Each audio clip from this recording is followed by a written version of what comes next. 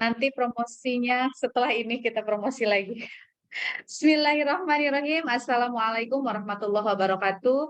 Bismillah, alhamdulillah, wassalatu wassalamu ala rasulillah wa ala alihi wa sahbihi wa mawalah amma badu. Puji dan syukur marilah kita panjatkan kehadirat Allah Subhanahu wa taala. Salawat dan salam semoga tercurah kepada junjungan kita Nabi besar Muhammad Sallallahu Alaihi Wasallam. Alhamdulillahirabbil alamin, Bapak dan Ibu sekalian juga soleh-soleha. Hari ini adalah hari terakhir untuk kegiatan daring di Gosto KSM IPA kerjasama antara MGMP IPA MTS Provinsi Jawa Barat dengan Salman ITB. Baik Bapak dan Ibu sekalian, kita mulai saja materi yang terakhir dari Pak Arpan, yaitu materi fisika. Baik, pada Pak Arpan, saya persilahkan. Baik, bismillahirrahmanirrahim. Assalamualaikum warahmatullahi wabarakatuh. Waalaikumsalam warahmatullahi wabarakatuh. Nah, sebelumnya saya ucapkan terima kasih kepada Bu Nenden, Pak Dede atas perkenannya. Juga tentunya nih buat adik-adik semuanya ya, yang hari ini hari Minggu nih, teman-teman bersemangat buat join ya di pembinaan. Hari keberapa nih buat teman-teman? Hari keempat ya? Oke, alhamdulillah ya di pertemuan pertama dan kedua teman-teman udah belajar biologi bareng Pak Mamat. Kemudian di pertemuan ketiga kemarin bareng kakak ya ngebahas materi fisika, dan tentunya di pertemuan terakhir juga sama ya, karena kita punya total 4 pertemuan, jadi 2 pertemuan biologi, 2 pertemuan fisika. Nah, hari ini kita akan coba melanjutkan kembali teman-teman bahasan materinya. Jadi sebetulnya mungkin kita coba review kembali ya. Sebelumnya di pertemuan pertama Kakak kasih gambaran mengenai materi-materi fisika yang akan diujikan di KSM gitu ya. Tentunya kalau misalkan kita lihat dari si materi itu akan sangat banyak gitu ya. Nah, mengingat waktu kita yang terbatas, maka kakak coba bahas materinya ini terutama materi-materi yang memang keluar di KSM-nya gitu ya. Nah, harapannya sebetulnya nih nanti teman-teman apa yang kita pelajari di sini itu jadi ini juga ya, jadi jadi rangsangan buat teman-teman buat terus belajar gitu ya untuk topik-topik yang lainnya gitu. Dengan metodenya adalah kita lihat teman-teman inti dari tiap materinya seperti apa gitu ya. Karena mungkin balik lagi ya teman-temannya, ini konsepnya mungkin kakak bisa aja hanya ngebahas soal tanpa konsep, tapi menurut kakak sih itu kalau hanya paham di permukaan, nanti teman-teman akan cukup kesulitan di implementasi di soal yang berbeda. Makanya kenapa kakak lebih menekankan teman-teman menguasai konsepnya dulu gitu, meskipun hanya sedikit gitu ya, maksudnya hanya beberapa topik gitu. Tapi ketika teman-teman memahaminya lebih jauh, artinya teman-teman bakalan siap nanti dikasih soal dengan bentuknya gimana pun gitu ya, harapannya seperti itu. Oke, tentunya tadi seperti yang disampaikan Bu Nenden juga ya, mungkin jadi kalau misalkan di pertemuan pertama di beberapa pertemuan ini masih merasa kurang, juga nanti kita masih bisa ketemu di pertemuan luring ya teman-teman ya, insya Allah ya. Oke, baik teman-teman, ini kakak izin share screen dulu sambil kita coba review beberapa topik yang kita bahas di pertemuan sebelumnya. Jadi teman-teman pasti kalau misalkan pertama ini kita berkaca dari soal KSM tahun 2019 sampai 2022 ya. Kan biasanya untuk soal KSM ini totalnya ada 40 soal gitu ya, 20 biologi, 20 fisika. Biasanya soal 1 sampai 20 biologi dulu, mulai dari 21 fisika gitu ya. Nah, yang menarik adalah di soal nomor 21 tuh selalu soal tentang pengukuran gitu ya. Nah, nggak menutup kemungkinan kan di tahun sekarang juga soal nomor 21-nya kaitannya dengan pengukuran. Kemudian kemarin sudah review bahwa konsepnya di pengukuran ini yang muncul di KSM itu tipe soalnya biasanya ada 2 ya teman-teman ya. Pertama berkaitan dengan cara menentukan satuan gitu ya, cara menentukan satuan dari suatu besaran, kita dikasih sebuah persamaan gitu ya, yang nggak tahu itu persamaan apa gitu ya, terserah yang bikin soalnya dibuat seperti apa. Terus kita ditantang buat nyari tahu sebetulnya satuan dari besaran itu apa gitu ya. Kemudian atau bisa jadi ditanya itu tuh besarannya besaran apa. Nah, di sini teman-teman Kakak tunjukin ya gitu contoh-contoh soal gitu ya yang berkaitan dengan hal tersebut gitu ya. Di soal KSM ada, di soal-soal yang lain pun ada gitu. Karena memang itu soal yang umum gitu ya untuk IPA gitu ya, berkaitan dengan satuan dari besaran. Berikutnya hal lain yang biasanya hal kedua yang biasanya jadi soal berkaitan dengan pengukuran itu adalah terkait cara membaca alat ukur gitu ya. Cara membaca alat ukur ini biasanya utamanya tuh berkaitan dengan pengukuran panjang, jangka sorong sampai micrometer skrup. Tapi mungkin beberapa tahun sebelumnya mungkin di OSN pernah muncul juga cara mengukur pakai stopwatch gitu ya kalau nggak salah gitu. Tapi itu intinya sama aja teman-teman. Kalau di konsep pengukuran yang keluar tuh ya kalau nggak tentang satuan, tentang itu gitu ya, tentang alat ukur. Tentunya kalau misalkan Kakak sampein semuanya seperti Kakak sampein pasti bakalan banyak banget yang harus kita bahas, tapi setidaknya teman-teman udah kebayang gitu apa yang harus teman-teman pelajari selanjutnya gitu ya. Oke, selain belajar tentang pengukuran, kemudian kemarin di pertemuan pertama kita juga ngebahas tentang konsep gerak gitu ya, gerak dan eh beberapa hal detail mengenai gerak gitu ya. Teman-teman bisa membedain antara antara jarak sama perpindahan kan gitu ya. Kemudian kita belajar tentang konsep kecepatan kelajuan, gerak lurus beraturan sama gerak lurus berubah beraturan gitu ya. Yang kemarin kita lihat ya di gerak lurus beraturan kita punya satu persamaan ya, persamaan dasarnya hanya V sama dengan delta X per T gitu ya. Kemudian kita lihat implementasinya di soal KSM. Nah, implementasi soal KSM ya karena judulnya terintegrasi. Kalau dilihat dari soal tahun 2021 atau 2022 itu integrasinya ya hanya sebatas konteks soal aja gitu ya. Jadi konteks soalnya dihubung-hubungkan dengan hal-hal yang biasa dilakukan berkaitan dengan keagamaan gitu ya. Misalkan tentang haji lah gitu kan ya ibaratnya gitu ya. Jadi misalkan ini kayak kayak soal tentang gerak dikaitkannya ada orang yang lagi ngejar, lagi ngerjain SAI gitu ya. Padahal secara secara materi ya ini dikerjainnya tetap pakai konsep fisika aja gitu ya. Nah, terus penyajian soalnya ada dalam bahasa Inggris, ada juga mungkin dalam bahasa Arab gitu ya. Ya, biasanya sih bahasa Arab adalah satu soal gitu ya, teman-teman. Bahasa Inggris juga sama, ada satu soal gitu ya. Gak banyak biasanya. Nah, tapi yang terpenting di sini adalah teman-teman paham mengenai konsep yang dibahas di tiap soalnya gitu ya. Selanjutnya kita juga ngebahas tentang GLBB ya. Jadi di GLBB intinya kita belajar bahwa ada konsep yang namanya perubahan kecepatan gitu ya. Kecepatan itu bisa berubah ya. Kemudian muncullah istilah percepatan gitu ya. Nah, dari percepatan inilah kita punya beberapa persamaan ya teman-teman yang berkaitan menghubungkan antara besaran-besaran yang berkaitan dengan gerak gitu ya. Dari mulai perpindahan, kemudian kecepatan awal, waktu, percepatan dan lain-lain gitu ya.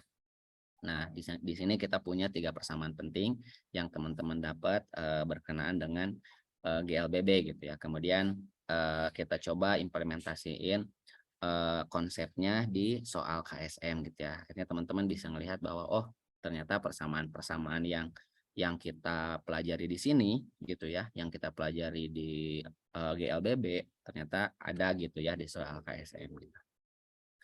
Oke, baik teman-teman, berikutnya kita akan coba lanjutkan pembahasannya.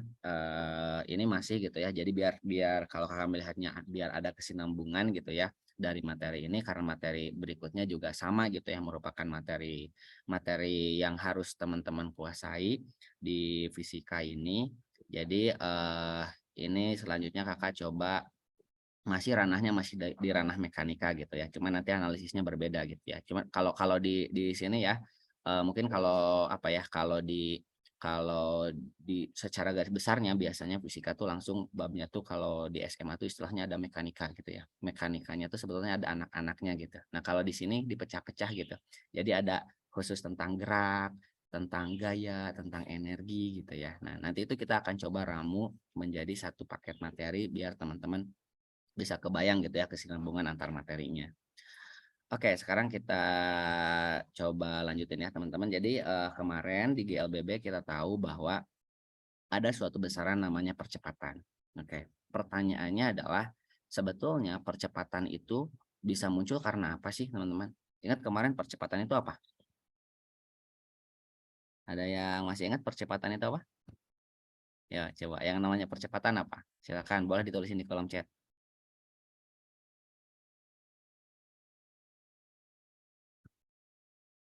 Ayo, ada yang masih ingat percepatan itu apa? Percepatan itu Ya, tadi udah kasih spoiler dikit. Apa itu percepatan? Percepatan itu, ayo ini nggak usah definitif banget gitu ya, nggak usah definitif banget. Yang teman-teman pahami aja percepatan itu. Oke. Ya, betul, Suswanto ya. Percepatan itu adanya perubahan kecepatan dibagi waktu. Ya, betul, perubahan kecepatan tiap satuan waktu. Betul, Jun Reisanya. Nah, jadi pertanyaannya gini, sebetulnya ketika kita pengen ada perubahan kecepatan, ada sesuatu yang dilakuin nggak sih gitu? Ada nggak? Kenapa kecepatan bisa berubah gitu? Ibaratnya gini, ketika kita misalkan lagi ngendarai motor, supaya kecepatannya makin kencang, kita kan ngegas gitu kan ya, ya kan? Atau kalau misalnya kita lagi kencang, pengen kecepatannya berubah jadi lebih rendah, kita harus ngerem gitu. Nah, di sini kita coba pelajari selanjutnya dari mana sih sumber adanya percepatan gitu ya. Nah, teman-teman yang kita coba coba dulu nih. Teman-teman tahu nggak kalau percepatan itu munculnya dari mana? Dari mana sih, kenapa bisa tiba-tiba ada percepatan? Ada benda misalkan di atas meja nih, misalkan kalian nih di meja kakak ada HP misalnya. HP ini awalnya diam gitu ya, tiba-tiba gerak kan, berarti ada perubahan kecepatan kan misalnya. Nah, misal nggak tiba-tiba sih misalnya. Gimana caranya supaya HP kakak di atas meja ini misalnya gitu ya bisa bergerak? Harus diapain? Harus diapain? Harus didorong ya, benar nggak? Nah, oke, yes, betul, Zahra. Ya, betul, harus didorong. Ya, harus diberi gaya. Nah, itu dia, teman-teman. Jadi, berikutnya kita pahami tentang konsep gaya. Nah, jadi kita tahu di sebelumnya bahwa ketika kita punya kita punya benda gitu ya, kita punya benda, benda itu bisa berubah kecepatannya. Cuman sebelumnya kita nggak peduli sumber perubahannya kecepatannya dari mana. Nah, kita tahu bahwa ada suatu besaran yang disebut dengan gaya. Nah, gaya ini adalah penyebab utama dari adanya perubahan percepatan. Oke, sekarang kita lihat dulu nih konsep apa yang dipakai tentang gaya. Nah, berkaitan dengan gaya, ya, berkaitan dengan gaya, ada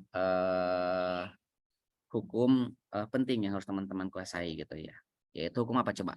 Hukum Newton ya. Oke. Nah, kita lihat. Siap, bagus. Gaya itu ya betul, Rido ya. Gaya itu tarikan atau dorongan gitu ya. Tarikan atau dorongan. Nah, tarikan atau dorongan yang jika misalkan eh, resultannya tidak sama dengan nol bisa membuat benda mengalami percepatan kan gitu. Nah, sekarang kita lihat dulu nih hukum Newton ya. Jadi hukum Newton itu teman-teman ada 3 ya. Ini hukum Newton tuh kaitannya dengan apa? Jadi ini konsepnya gitu teman-teman ya. Jadi hukum Newton tuh ada 3.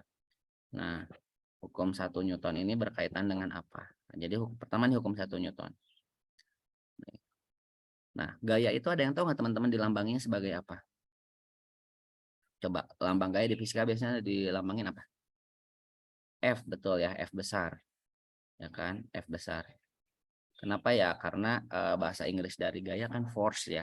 Makanya jadinya F besar. Oke. Nah, gaya yang bekerja ke suatu benda itu apakah hanya boleh satu aja atau boleh lebih dari satu? Misalnya kayak yang mendorong HP kakak tadi, apakah hanya boleh kakak aja atau orang lain juga boleh? Yo, gaya yang berpengaruh ke benda apakah hanya ya betul semuanya ya, semuanya boleh, orang lain juga boleh ya. Betul, artinya sumber gaya itu nggak cuma satu kan teman-teman ya. Nah, maka di sini di hukum 1 Newton ada istilahnya resultan gitu ya, resultan gaya gitu. Jadi maksudnya ketika kita ngasih gaya ya mungkin bisa jadi ada gaya lain yang bekerja. Makanya di hukum 1 Newton ada istilahnya sigma F gitu ya. Jadi sigma itu kayak total gayanya. Nah, hukum 1 Newton itu dia berkaitan dengan sigma F itu sama dengan 0 gitu ya. Nah, ini hukum 1. Hukum 1 itu sigma F sama dengan 0. Kak, ini berkaitan dengan apa sigma F sama dengan 0? Jadi artinya gini, ketika kan gaya-gaya itu kan dia bisa saling membantu atau saling melemahkan kan gitu ya. Kayak teman-teman kayak misalnya kayak kalau ibaratnya gini, kalau misalkan orang ngedayung gitu ya, itu kan gayanya saling membantu kan ya, misalkan ngedayungnya arahnya sama gitu. Tapi bayangin kalau misalkan yang kita lihat tuh orang yang lagi tarik tambang gitu, ya kan. Kalau tarik tambang kan tarik-tarik gitu kan ya, tarik ke kanan, tarik ke kiri, sehingga memungkinkan resultan gayanya tuh 0 gitu ya. Nah, maka kata si Newton, ketika resultan gaya sama dengan 0, benda itu akan tetap mempertahankan keadaannya. Artinya mempertahankannya ketika dia diam, ya, maka dia akan tetap diam. Kalau dia lagi bergerak dengan kecepatan konstan, ya, dia berarti bergerak dengan kecepatan konstan. Kenapa? Karena tadi kita tahu ya, efek dari gaya itu adalah menghasilkan percepatan gitu ya. Ketika resultannya nggak 0, makanya muncullah hukum 2 Newton gitu ya. Jadi kalau kata si Newton, hukum 2 Newton, dia bilang bahwa sigma F itu sama dengan M kali A gitu. Nah, jadi dipengaruhi oleh massa. Maka dari sinilah kita puterin persamaannya. Jadi percepatan itu sama dengan apa, teman-teman? E per M. Ya, sigma F dibagi M ya. Nah, total gayanya dibagi massanya gitu ya. Ya, ini nilai percepatannya. Oke, sip, bagus ya. Jadi total gaya dibagi massa. Berikutnya, kalau misalnya kita bermain ada lagi hukum terakhir nih, hukum ketiga Newton. Kalau hukum ketiga Newton berarti kaitannya adalah contohnya adalah oke. Di sini kita punya konsepnya dulu ya, F aksi itu sama dengan minus F reaksi gitu ya, minus F reaksi. Oke, sip. Ini hukum-hukum 3 Newton ya. Jadi kalau untuk untuk hukum 3 gitu ya. Jadi kalau misalnya kita ngasih aksi ya kan, ada lawannya gitu, minus F reaksi. Mungkin ini akan lebih mudah kita pahami. Sebetulnya sederhananya gini, kayak teman-teman ngedorong meja. Misalkan teman-teman emang kuat gitu ya ngedorong meja. Tapi sebetulnya teman-teman itu ngerasakan berat nggak sih ketika ngedorong meja? Pasti berat kan ya? Ya enggak. Nah, jadi itu sebagai salah satu contoh bahwa kita secara ini ibaratnya secara kekuatan kita kuat gitu ya buat ngedorong meja gitu ya. Tapi bukan berarti meja itu nggak bakal kerasa ketika kita dorong. Nah, itu salah satu contoh gitu ya, efraksi sama minus efraksi, karena secara nggak langsung ketika kita ngasih gaya ke meja, meja tuh ngelawan gitu ya, ngelawan kita gitu dengan gaya yang dia punya. Ya besarnya sebesar apa ya, minus efraksi gitu ya. Oke. Nah, kurang lebih seperti ini teman-teman ya, konsep-konsep berkaitan dengan gaya. Jadi nanti biasanya yang paling sering muncul itu ya berkaitan dengan hukum 2 gitu ya. Karena di hukum 2 ini kaitannya dengan hitungan-hitungannya gitu ya. Oke, sekarang kita coba teman-teman kakak ambil dari, silakan kalau mau ditulis dulu aja ya. Eh,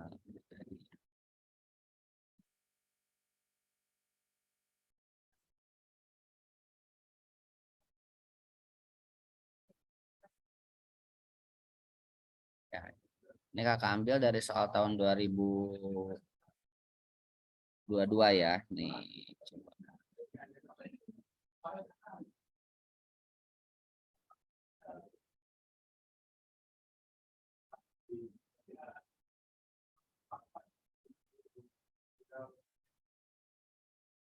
Oke, set.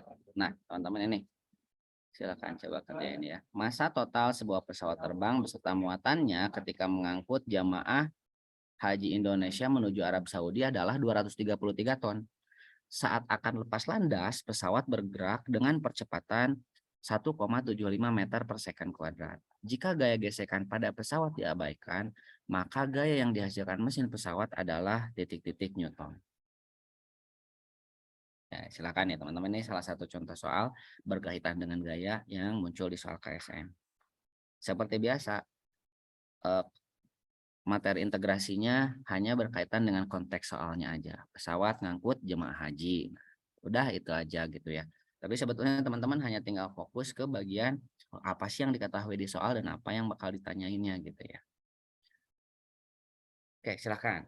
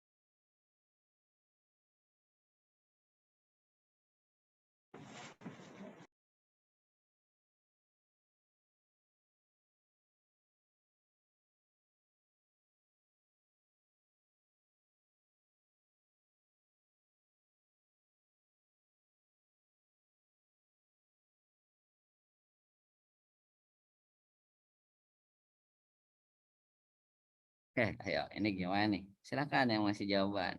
Tapi emang bilangannya agak jelek ya, jadi mungkin ngitungnya agak lama. Tapi yang terpenting adalah teman-teman bisa mengidentifikasi nih apa yang ditanyain di soalnya. Oke, bagus. Dari Dwi Nova 407,75. Oke, kita simpan.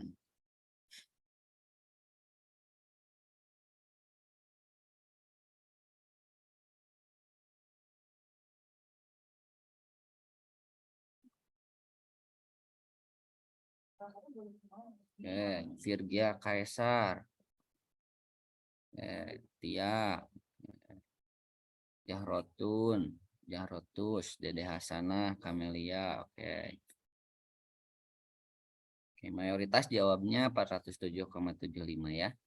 Oke. Boleh nanti kita coba ini bareng-bareng ya. Yuk, kita masih kasih waktu 1 menit yang masih nyoba-nyoba.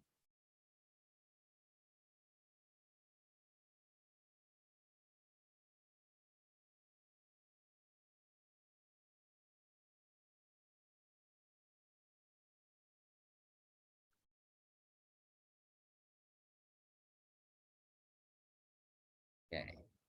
Oke, Elok, M Awali, mantap ya. Oke, mari kita bahas teman. Nah, oke pertama mungkin ini kakak akan coba sedikit review kembali teman-teman ya. Kemarin kita di konsep pengukuran teman-teman diperkenalkan, makanya kenapa di fisika ini mungkin selalu ya diawali dengan belajar konsep pengukuran. Kenapa? Karena nanti teman-teman aslinya di soal-soal kadang-kadang kita dikasih satuan dalam bentuk yang enggak standar. Nah, di sini perhatiin, di sini kita punya 233 ton. Padahal kita tahu kalau misalnya kita main-main dengan besaran massa, ya besaran massa standarnya dalam fisika itu harusnya dalam apa?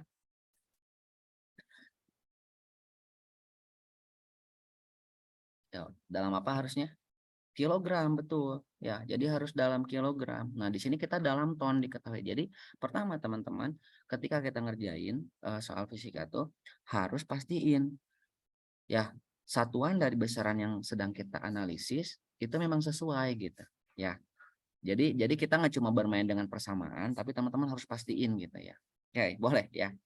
Yang mau apa? Yang mau ganti jawabannya boleh, masih ada kesempatan. Ya, 233 ton itu satuannya dalam ton. Nah, tadi kata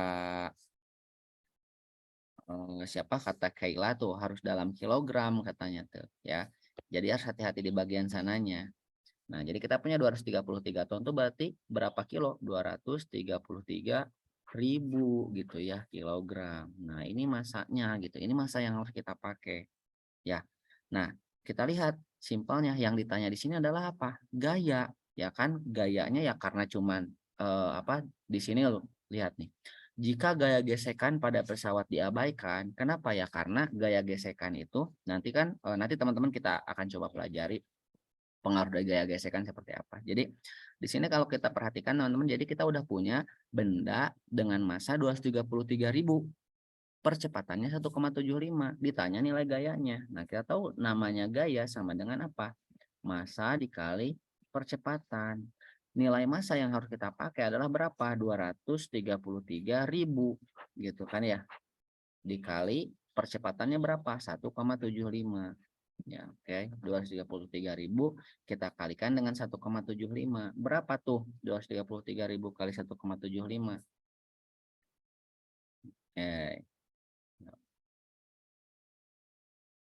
Berapa?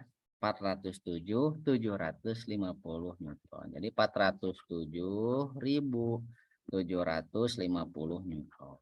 Oke. Nah, ini dia. Jadi ini yang harus diisikan ya. Nah, nanti teman-teman pas ngerjain soal gitu ya. Karena nanti kan ini kan teman-teman ini kan misalnya gitu ya, ini soal isian ya. Nah, nanti harus hati-hati perhatikan betul-betul aturan buat ngisi jawaban gitu ya. Apakah jawabannya boleh pakai titik atau komanya gitu kan ya. Nah, nanti perhatiin aja gitu. Ya. Jadi ditulisnya kadang mungkin ada yang nggak boleh pakai titik, ada gitu ya. Nanti pokoknya perhatiin aja gitu teman-teman ya di aturannya gitu. kalau untuk soal-soal isian. Tapi yang terpenting pertama adalah teman-teman tahu cara ngitungnya gitu ya. Pastiin teman-teman bisa ngitung itu. Oke, sekarang kita coba lanjutin nih ya. Kalau udah paham ya. Paham ya semuanya ya. Nah, sekarang kita coba analisis teman-teman. Si konsep ini pada benda karena ini kan nanti kaitannya dengan dengan karena kita tahu tadi kan gaya itu dia ketika kita ngasih gaya ke benda ya, maka ketika misalkan resultannya lebih dari 0, gaya bisa mengalami percepatannya. Oke, ini kita ambil contoh dulu ya teman-teman. Misal kakak punya benda nih. Benda kecepatannya, benda bergerak nih ke arah kanan. Kecepatannya sebesar di sini 2 meter per second. Oke. Nah, benda ini mengalami Iya. Nih, bendanya mengalami kecepatan punya kecepatan awal 2 meter per second. Nah, benda tuh gerak ke kanan, dipercepat gitu ya. Dipercepat sehingga ketika posisinya di sini gitu ya, ketika posisinya di kanan, kecepatannya berubah nih. Ya, berubah jadi 14 meter per second. Oke, jadi 14 meter per second dalam waktu 3 second deh ya, dalam waktu 3 second. Nah, diketahui massa bendanya adalah 2 kg. Jadi anggap massa bendanya di sini adalah 2 kg. Nih, massa bendanya 2 kg. Ya, kebayang nggak kasusnya seperti ini teman-teman. Jadi ada benda nih ya. Benda ini massanya 2 kg. Awalnya punya kecepatan 2 meter per second. Benda ini mengalami percepatan sehingga dalam percepatan tuh ya perubahan kecepatan sehingga dalam waktu 3 second nilai kecepatannya berubah jadi 14 meter per second. Oke. Pertanyaan kakak yang pertama adalah berapakah nilai percepatan dari benda yang dialami oleh benda? Coba. Berapa nilai percepatan yang dialami oleh benda? Silakan teman-teman coba hitung.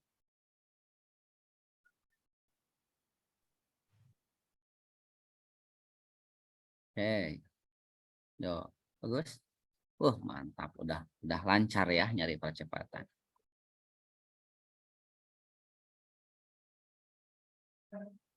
Oke.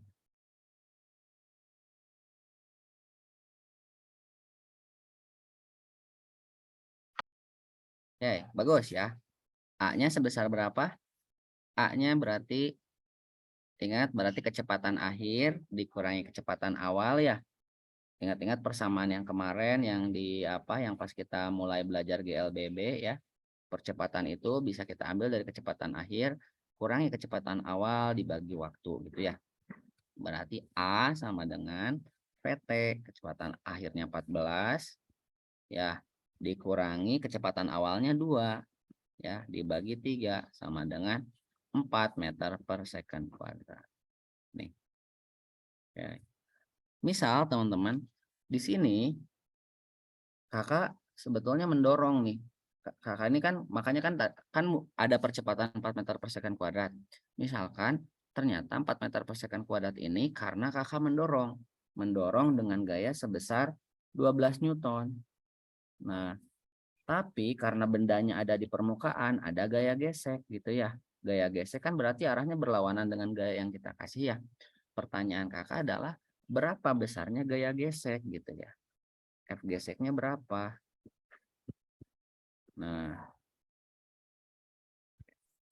kakak tuh ngedorong dengan gaya sebesar 12 Newton loh gitu ya. Sehingga benda bergerak dengan percepatan 4 meter per second kuadrat gitu. Nah, kakak ngedorong tuh dengan gayanya 12 Newton. Nah, tapi karena bendanya ada di permukaan ya ada gaya gesek. Teman-teman perhatiin ya, kalau misalkan lihat di soal-soal berkaitan dengan gaya tuh, gaya gesekan pesawat diabaikan gitu ya. Nah, karena nanti ada kaitannya juga gitu dengan gaya gesekan gitu. Kak, gimana kalau gaya gesek nggak diabaikan? Nah, ini kita ambil contoh. Kakak ngedorong dengan gaya 12 Newton. Oke, berapa nih besarnya gaya gesek? Gimana cara nyarinya? Ya, ada yang tahu? Wah, kasih waktu 1 menit, barangkali ada yang lagi ngitung. Kita udah dapet nih nilai A-nya 4 meter per second kuadrat.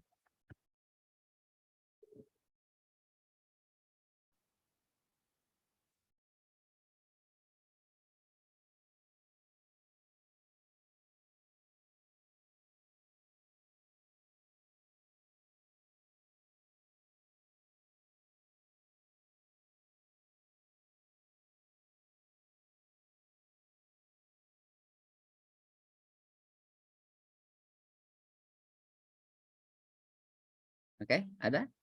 Nah, tadi di atas kakak ngelihat ada yang ngasih ini ya, sekalian ngasih gayanya nih kayak Nisal Anggil ngasih gaya katanya F-nya sama dengan 8 Newton. Wah, kok kakak ngasihnya 12 Newton? Nah, jadi teman-teman perhatiin, kita ingat-ingat lagi ke konsep hukum Newton. Hukum Newton itu kan kita tahu bahwa yang namanya A itu adalah sigma F dibagi M kan ya, betul? Makanya sigma F itu sama dengan M kali A ya. Nah, jadi kalau misalkan kita ambil berdasarkan kondisi aslinya, kan masanya itu kan 2 kg, percepatannya 4. Maka total gayanya itu adalah 8 Newton kan gitu. Ya enggak?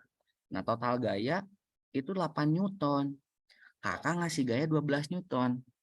Berarti berapa gaya geseknya? Berapa gaya yang melawan gaya kakak? Berapa berarti? Kenapa 12 bisa jadi 8? Karena dari 12 kakak kakak kelawan nih oleh gaya gesek. Ya, 12 dikurangi gaya gesek sama dengan 8 gitu. Ya, betul. Ya, karena gaya gesek. Nah, gaya gesek itu nanti teman-teman bakal ada hitungannya gitu ya. Tentu nanti kalau sekarang di sini kakak kasih gaya geseknya langsung nilainya. Kalau udah SMA nanti teman-teman beda lagi. Gaya geseknya harus dihitung juga pakai formula gitu. Oke. Nah, di sini langsung kakak kasih aja ya. Karena sepengalaman kakak sih belum ada ya persamaan. Maksudnya tuh gitu ya, seingat tuh belum pernah muncul yang harus dihitung gaya geseknya dengan menggunakan persamaan. Jadi paling ya nilai gaya geseknya doang yang ditanya. Oke, berarti berapa nilai gaya geseknya?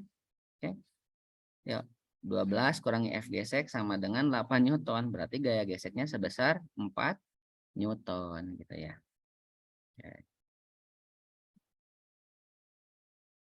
Oke, bagus. Gaya geseknya sebesar 4 Newton.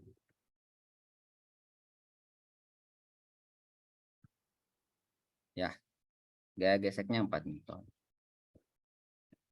Nah, ini kita bongkar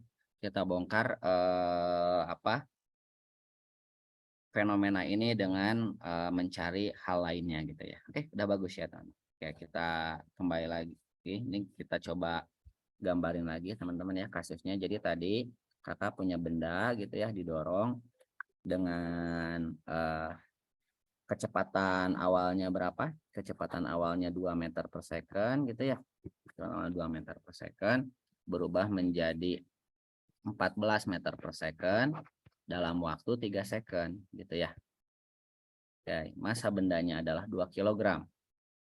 Oke, masa bendanya 2 kg. Nah, pertanyaan kakak berikutnya adalah kan berarti untuk merubah kecepatan dari 2 meter per second 14 meter per second itu butuh waktu 3 second. Selain itu, ada jarak yang ditempuh oleh benda gitu ya. Ada panjang lintasan, ada perpindahan yang terjadi pada benda. Pertanyaan kakak adalah berapa perpindahan yang terjadi selama proses proses perubahan kecepatan ini. Nah, kira-kira nyari delta X-nya pakai apa, teman-teman?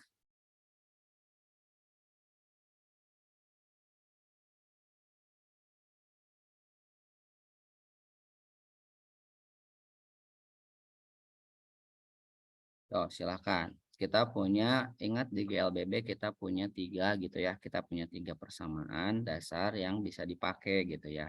Yang ada delta X-nya persamaan yang mana? Silakan teman-teman identifikasi nih dari apa yang diketahui.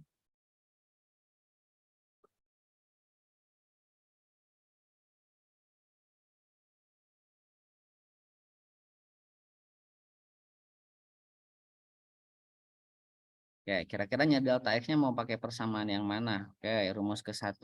Oke. Nah, rumus ke-1 boleh ya. Oke.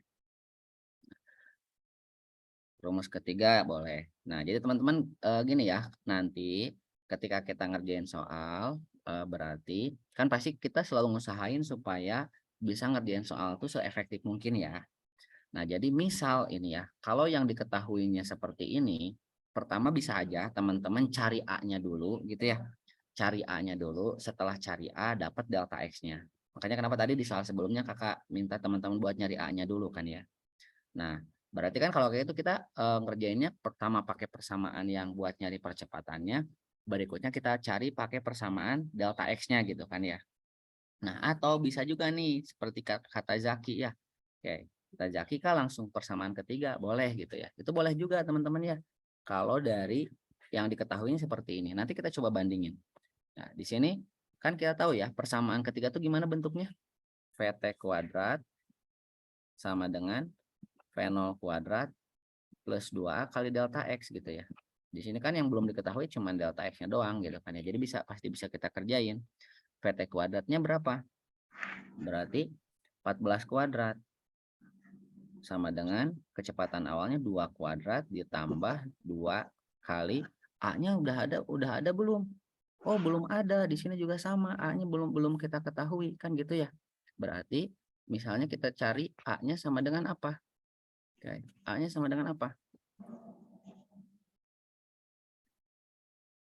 Tadi A-nya sama dengan 4 ya, 4 meter per second kuadrat ya kan. Oh, berarti A-nya 4 nih kali delta X gitu kan. Nah, ya. Oke, berarti kita punya apa nih? 14 kuadrat berapa? 196 sama dengan 2 kuadrat 4 ditambah 2 kali 4 8 kali delta X-nya kita cari ya. Berarti 196 kurang 4 192 ya. Berarti delta X-nya sama dengan 192 per 8 gitu ya. Oke. Jadi sama dengan apa nih? 192 bagi 8 sama dengan berapa? Oke. Oke, 24 ya. Nah, 24. Ini kalau kita pakai persamaan yang pertama ya, pakai persamaan yang ketiga gitu. Nah, kalau pakai persamaan yang pertama gimana? Kalau pakai persamaan yang pertama ya delta X sama dengan apa? V0T ditambah setengah AT kuadrat ya. Nah, setengah AT kuadrat gitu. Kecepatan awalnya berapa? 2. Waktunya berapa? 3. Tambah setengah kali 4 kali 3 kuadrat. 2 kali 3 berapa? 6. Ditambah 2 kali 9 18. Sama-sama aja kan 24 meter. Nah, artinya di sini teman-teman tinggal lihat gitu. Kira-kira teman-teman bakal lebih mudah ngerjain pakai yang mana kan gitu ya. Oke. Oke. Nah, kita udah dapat ya delta X-nya sebesar 24 meter. Oke, sampai sini bisa dipahami ya? Ya, ini karena kenapa kakak coba hubungin ini? Karena kita bakal lanjut lagi nih teman-teman. Setelah belajar gaya, ada lagi konsep berikutnya. Masih kita hubungkan dengan soal yang ini supaya teman-teman bisa kebayang gitu ya. Oke. Nah, di sini tadi kita punya kondisinya adalah bendanya 2 kg ya. Oke. Sekarang kita tinjaunya adalah perpindahannya berapa tadi? 24 ya. 24 meter. Gaya yang kakak kasih masih ingat berapa nilainya? 12 Newton ya. Oke, kakak ngasih gaya sebesar 12 Newton. Gaya geseknya berapa? Gaya geseknya tadi berapa? Berapa gaya geseknya? 4 Newton ya. Oke. Nah, jadi teman-teman bayangin di sini kita coba benda itu didorong dengan gaya 12 Newton gitu ya. Ada gaya geseknya 4 Newton. Kemudian benda berpindah sejauh delta X gitu ya, 24 meter. Oke. Nah, berikutnya teman-teman ada suatu besaran yang disebut dengan usaha. Ya. Oke. Ada yang pernah dengar usaha? Lambangnya apa usaha? Ya. Atau boleh usaha langsung sama dengan apa sih usaha itu gitu. Ada yang pernah dengar? Maka ya bagus we ya. Oke. Jadi ada besaran namanya usaha, dilambanginnya W gitu ya. Usaha. Nih, usaha. Kenapa ya? Karena dalam bahasa Inggris ya usaha ini kan kerja ya, work gitu ya. Oke. W ini bisa kita cari dengan gaya dikali perpindahan gitu ya. W sama dengan gaya dikali perpindahan. Satuannya betul tadi udah ada yang nyebutin ya. Siapa ini? Dari Zaki katanya ya. Usaha itu satuannya apa? Joule. Ya enggak? Joule. Oke. Yang kalau kita perhatiin, Joule itu bukan cuma satuan dari usaha, tapi satuan dari apa? Ya, satuan dari energi. Makanya kalau misalkan teman-teman belajar nanti di sekolah, usaha tuh bakal barengan usaha sama energi. Kak, terus bedanya apa antara usaha sama energi? Oke, nanti kita lihat ya. Pertama kita coba identifikasi dulu. W itu sama dengan F kali delta X. Jadi kalau misalnya kita ambil dari total, ini berarti total gayanya berapa teman-teman? Total gayanya 8 Newton kan? Ya enggak? Jadi total usahanya berapa? W-nya sama dengan berapa? Kalau total gayanya 8 Newton. Berarti ya 192 Joule ya. Jadi kita punya 8 kita kaliin dengan 24. 8 kali 24. 8 kali 24 itu sama dengan berapa? 192 Joule. Nah, 192 Joule. Kalau kita tinjau satu persatu nih teman-teman. Kalau dilihat kan ini kan usaha total ya 192 Joule. Padahal aslinya kalau dilihat dari usaha kakak kan ngeluarin gaya sebesar berapa? 12 Newton. Coba 12 kali 24 nilainya berapa? 12 kali 24 berapa?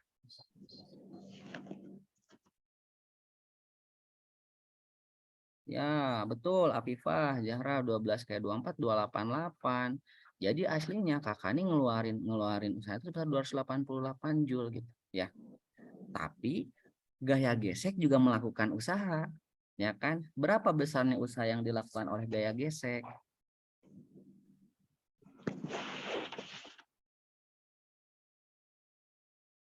Berapa coba? Gaya gesek kan ngasih gaya sebesar berapa Newton? 4 Newton, ya kan? Gaya geseknya 4 Newton. Ya, kali 24, 96. Coba. 288 kurangi 96 berapa?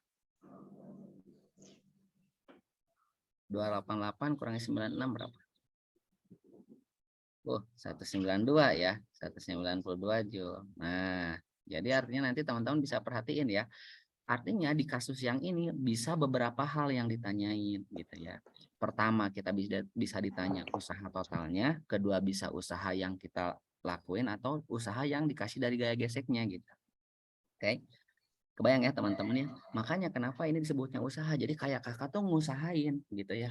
Ngusahain sebesar 288 Joule. Nyatanya benda hanya mendapatkan energi sebesar berapa? 192 Joule. Jadi ini nih 192 Joule itu adalah energi yang udah dimiliki benda dari hasil usaha yang kakak kasih gitu. Kebayang nggak? Kakak aslinya itu masih usaha sebesar 288 Joule. Tapi karena ada gaya gesek 96 Joule, maka ya udah ternyata energi yang diterima benda itu 192 Joule. Makanya nanti konsep lebih jauhnya lagi teman-teman. Kalau kita berbicara tentang energi, ada istilahnya efisiensi. Jadi efisiensi itu ya kayak kita ngusahain berapa, jadinya berapa gitu. Ya, oke. Jadi ngusahainnya kayak kakak ngusahain energinya ngusahainnya sebesar 288 Joule, tapi karena ada gaya gesek jadi berkurang jadi 192 Joule gitu. Ya. Dan aslinya gitu ya, aslinya hampir tidak ada benda yang efisiensinya 100%. Ya. Kecuali apa? Kecuali ciptaan Tuhan gitu ya. Kayak tubuh kita nih, tubuh manusia tuh wah efisiensinya paling mantap tuh dibandingin mesin gitu. Nah, selanjutnya teman-teman kita lihat ya, berarti ini sekarang udah mulai bisa ngebedain ya mana usaha mana energi gitu kan. Jadi kayak usaha itu adalah hal yang kita lakukan untuk memberikan energi ke benda agar bendanya punya energi. Nah, di sini energi yang ada adalah bendanya apa? Bendanya mengalami gerak ya, mengalami perubahan kecepatan ya. Ya enggak? Oke, sekarang kita coba nih. Kita lanjutin ya. Jadi teman-teman di sini kita mulai sambil bayangin ya bahwa oh ternyata usaha sama energi itu ibaratnya ya kayak usaha itu sesuatu yang kita kasih, energi itu apa yang dihasilkannya. Makanya kenapa kalau di fisika ada istilah hukum kekekalan energi ya. Energi itu tidak dapat diciptakan, tidak dapat dimusnahkan, tapi bisa diubah ke bentuk energi lain. Kayak di sini kakak ngedorong, energinya berarti energinya awalnya dari kakak kan, dari otot nih, gitu kan ya, diubah jadi energi gerak gitu kan ya. Tentu nanti kita bakalan banyak gitu ya kaitannya dengan konversi energi, dan teman-teman kalau misalnya udah berbicara soal energi nanti bakal bisa nyambung ke berbagai konsep lain gitu ya. Jadi energi kayak energi panas misalnya kan ya, kalor gitu kan, itu juga kan bentuk energi gitu kan. Nah nanti ada lagi energi energi listrik misalnya, bisa macam-macam gitu. Jadi kalau setiap konsep itu nanti bersatunya di konsep energi gitu. Oke, sekarang kita coba lanjutin ya teman-teman ya. Jadi di sini teman-teman udah mulai bisa mengidentifikasi ada sesuatu yang disebut dengan usaha. Usaha itu berarti kita ngasih energi ke benda gitu ya. Di sini di kasus ini kita ngasih energi ke benda supaya bendanya gerak gitu kan.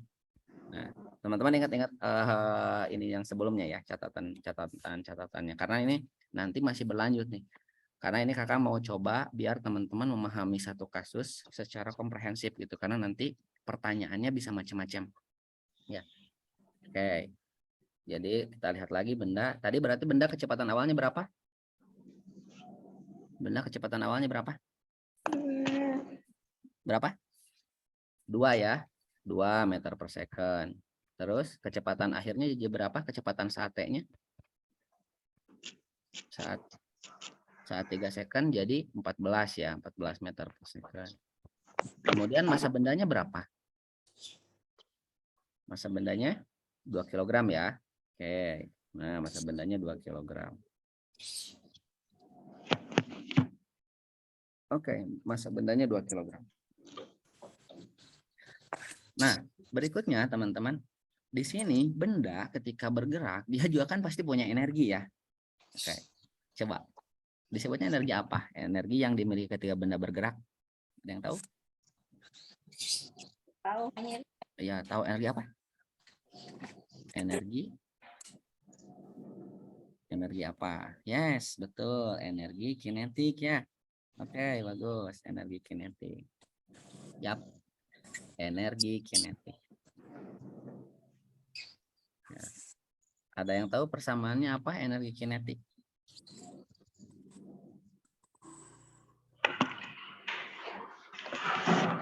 Ya, energi kinetik berarti energi yang dimiliki benda ketika benda itu bergerak gitu ya. Ketika benda itu memiliki kecepatan. Berapa nilai energi kinetiknya? Energi kinetik itu apa persamaannya? Ada yang tahu? Setengah. Ya, bagus. Nah, ada yang udah ngasih setengah kali massa kali kecepatan dikuadratin gitu ya. Energi kinetik itu ya. Setengah kali massa kali kecepatan dikuadratin.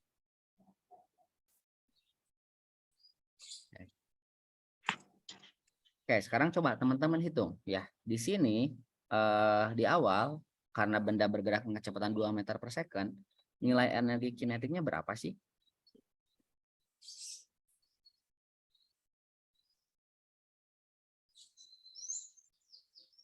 Coba, ketika benda bergerak dengan kecepatannya 2 meter per second, berapa nilai energi kinetiknya? Nah, persamakannya setengah kali massa kali kecepatan dikuadratin.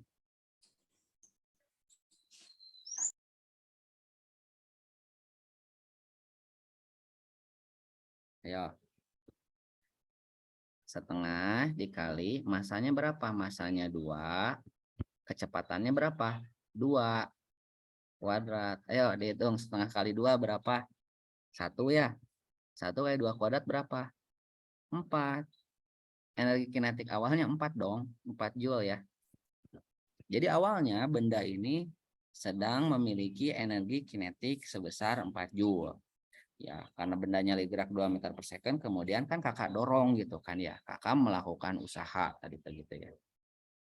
Ternyata setelah kakak lakuin usaha ya, setelah T detik, kecepatannya berubah. Jadi berapa tuh? Jadi 14 meter per second. Pertanyaannya adalah ketika kecepatannya 14 meter per second, berapa nilai energi kinetiknya? Yo, silakan dihitung. Berapa besarnya energi kinetik ketika kecepatannya 14 meter per second.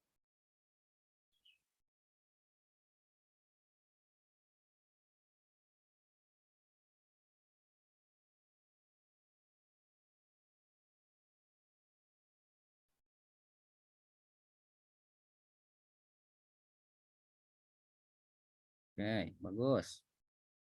Oh, mantap.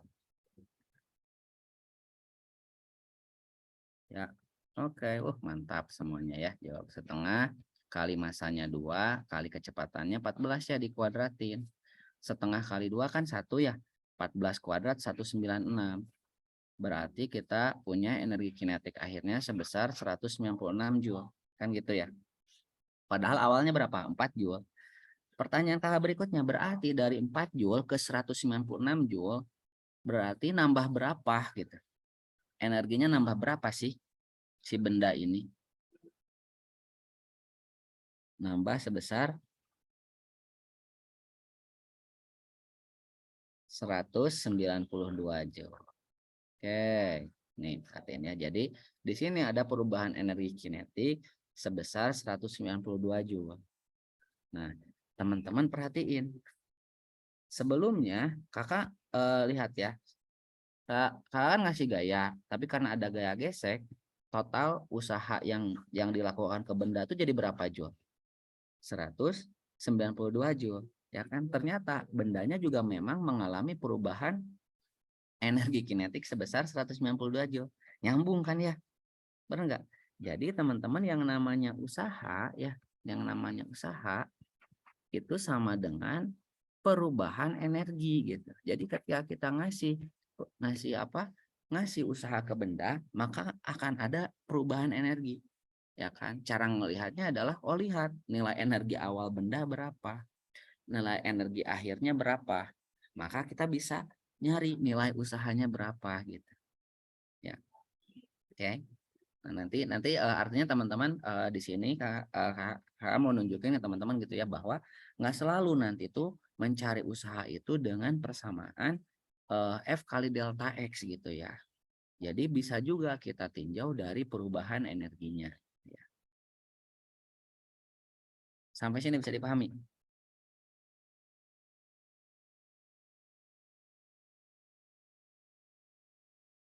Bisa ya? Oke, sip. Bisa. Oke.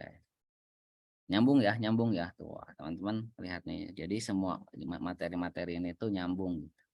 Oke, sekarang kakak mau coba identifikasi salah satu soal yang kemarin gitu ya. Nih, masih biar kita nyambung gitu ya kasusnya, teman-teman juga bisa mengidentifikasi satu persatu. Ya. Nah, contoh nih ya di soal yang kemarin ini ya. Soal yang kemarin. Kita analisis dari sisi energi ya. Oke. Nah, jadi ini karena kita udah lagi ngebahas energi kinetik, mungkin kakak sekalian bahas bentuk energi yang lain teman-teman ya. Jadi kan tadi kalau energi kinetik itu energi yang dimiliki benda pada saat dia bergerak, kan gitu ya. Nah, ketika benda itu kondisinya kayak jatuh gitu kan ya enggak? Ya kan benda ini jatuh nih. Ketika benda itu jatuh berarti kan dia sedang bergerak ya. Sedang bergerak dan dia punya kecepatan. Kita bisa lihat gitu ya nilai energi kinetiknya berapa gitu dengan melihat kecepatannya berapa. Tapi pertanyaan kakak adalah benda nih yang jatuh, kenapa dia bisa punya energi kinetik, dari mana sih sumbernya? Kenapa? Kan ingat, namanya energi itu tidak dapat diciptakan, tidak dapat dimusnahkan. Berarti pasti ada bentuk energi lain yang dimiliki benda sehingga dia punya energi kinetik. Ada yang tahu nggak energi apa? Apa yang menyebabkan benda yang jatuh itu punya energi kinetik? Yes, betul, Junita Salsabila. Ya, energi potensial gitu kan ya. Betul, energi potensial. Nah, energi potensial itu apa? Pertanyaannya. Energi potensial.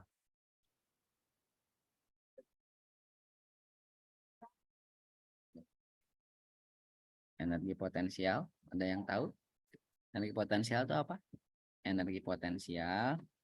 Yes, betul Talita ya. Energi potensial itu energi yang dimiliki benda karena kedudukannya, karena posisinya gitu ya. Oke, karena posisinya ya. Sebetulnya perubahan atau enggak, kalau perubahan itu nantinya ngaruhnya ke perubahan nilai energinya aja gitu ya.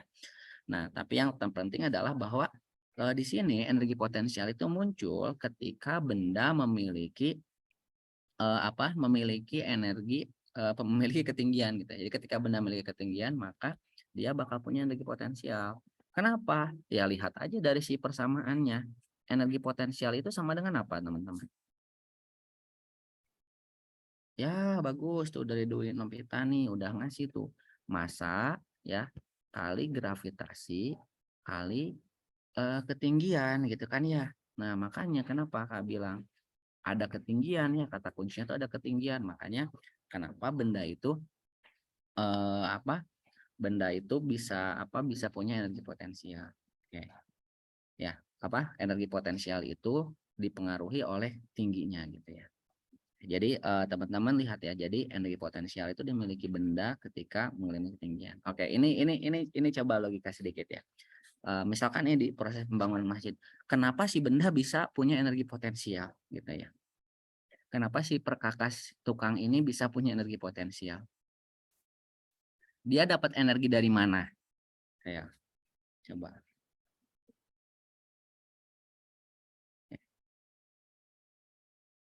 Oke, ya betul persamaannya M kali kali H. Oke, berarti kan karena ada di ketinggian. Oke, dari mana sumbernya? Oke, jadi ini teman-teman, oke, bukan, tahu nggak sumber energinya? Kenapa si benda ini punya punya energi potensial? Pertanyaan, yes betul Jenny, dari usaha. Siapa yang mengusahain? Siapa yang mengusahain? Ayo, betul Jenny. Ya dari usaha. Tinggal lanjutin lagi, dari usaha siapa? Ya betul Afifah, dari usaha manusia. Jadi kan simpelnya gini, emang bisa perkakas tiba-tiba ada di ketinggian 20 meter? Nggak bisa kan? Ya pasti ada orang yang bawa ke sana gitu kan ya. Ya kan? Kan si perkakas ini beban ya ibaratnya gitu kan ya. Dia punya nilai massa gitu. Nah, orang ini ngeluarin energinya gitu ya. Dia melakukan usaha gitu ya. Melakukan usaha sehingga energinya berpindah ke si alat ini gitu kan. Oke, betul ya.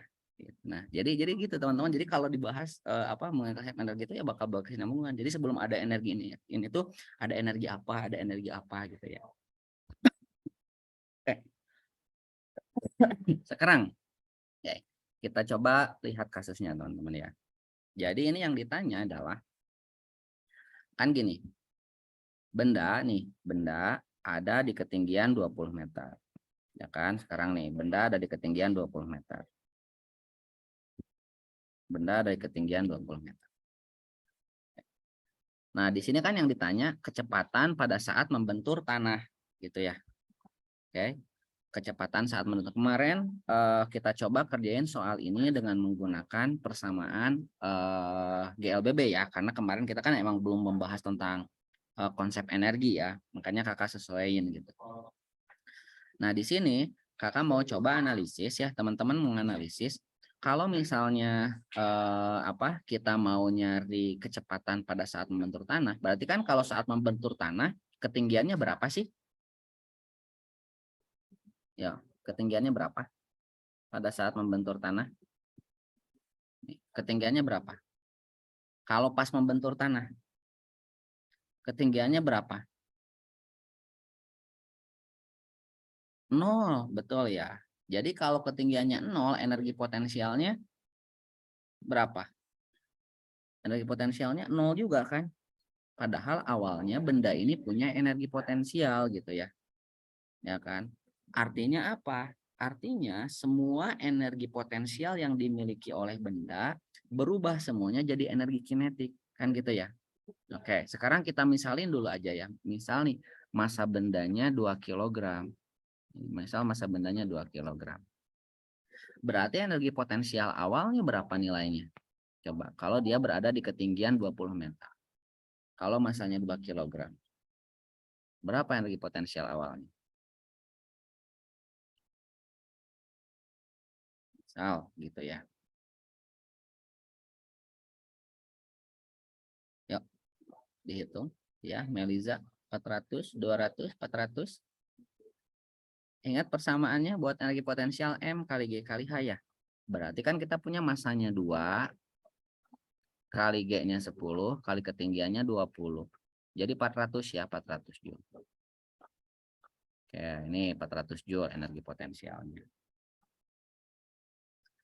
Oh, berarti ketika benda itu jatuh ya, ketika benda itu jatuh ya udah sampai di ketinggian paling bawah, maka kan dia punya energi kinetik doang ya. Nah, energi kinetik itu sama dengan apa? Setengah M kali V kuadrat ya. Nilai energi kinetiknya harus setengah kali 2 kali V kuadrat harus sama dengan 400 kan gitu. Ya enggak? Betul? Nah, setengah kali 2 kan habis nih gitu. Berarti V kuadrat sama dengan 400. Ya. Berarti V-nya berapa? V-nya 20, betul. Oke. Pertanyaannya, nilai ini sama nggak dengan yang kemarin? Jawabannya benar nggak? Sama. 20 meter per second. Sama kan ya? Nah, pertanyaannya adalah, Kak, kalau masanya diubah selain 2 gimana? Bakal berubah nggak nilainya? Coba kalau masanya selain 2. Bakal tetap nggak kecepatannya 20 meter per second? Bakal tetap nggak? Berubah. Oke, boleh. Kata Raina berubah. Katanya ini mah kakak mah milihnya masanya 2 kilo. Oke, masanya 2 kilo katanya. Cobain teman-teman. Masanya ganti misalnya 4 kilo. Boleh. Jadi kalaupun masanya 4 kilo, misal gitu ya, masanya 4 kilo. Oh, energi potensialnya jadi berapa kalau masanya 4 kilo? Energi potensialnya berapa kalau masanya 4 kilo? Coba ya, nih kalau misal gitu ya. 800, betul Rahma, 800. Tapi kan nanti di sebelah kirinya, ini kan bakalan setengah kali 4, 2 gitu ya. 800 dibagi 2, 400 juga akhirnya gitu kan ya. Karena secara persamaan nanti gini teman-teman. M kali G kali H sama dengan setengah MV kuadrat. Sama-sama ada M di kanan di kiri, maka M-nya di sini nggak bakal ngaruh ke nilai kecepatan pada saat di bawahnya gitu ya. Oke. Nah, terus Kak, masanya ngaruh ke apa? Nah, kalau gitu coba masanya berarti ngaruhnya ke apa? Kan masanya nggak ngaruh ke kecepatan. Oke. Masanya ngaruhnya ke apa?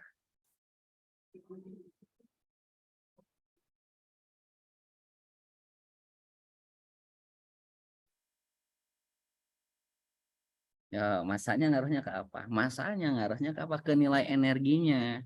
Jadi teman-teman bayanginnya gini, kalau misalkan teman-teman ketiban bola pingpong ya dari ketinggian 10 meter gitu ya. Ya kan bola pingpong masanya ringan ya. Dengan ketiban kelapa gitu kan ya. Kelapa dari ketinggian 10 meter lebih sakit mana? Ketiban bola pingpong atau ketiban kelapa? Kelapa kan ya gitu. Kenapa ya? Karena masanya lebih besar, energinya lebih besar. Tapi kecepatan saat nyampe kepala kitanya ya sama aja. Tapi karena kelapa masanya lebih besar ya energinya lebih besar gitu. Meskipun dengan kecepatan yang sama kan gitu. Ya enggak? Gitu teman-teman ya.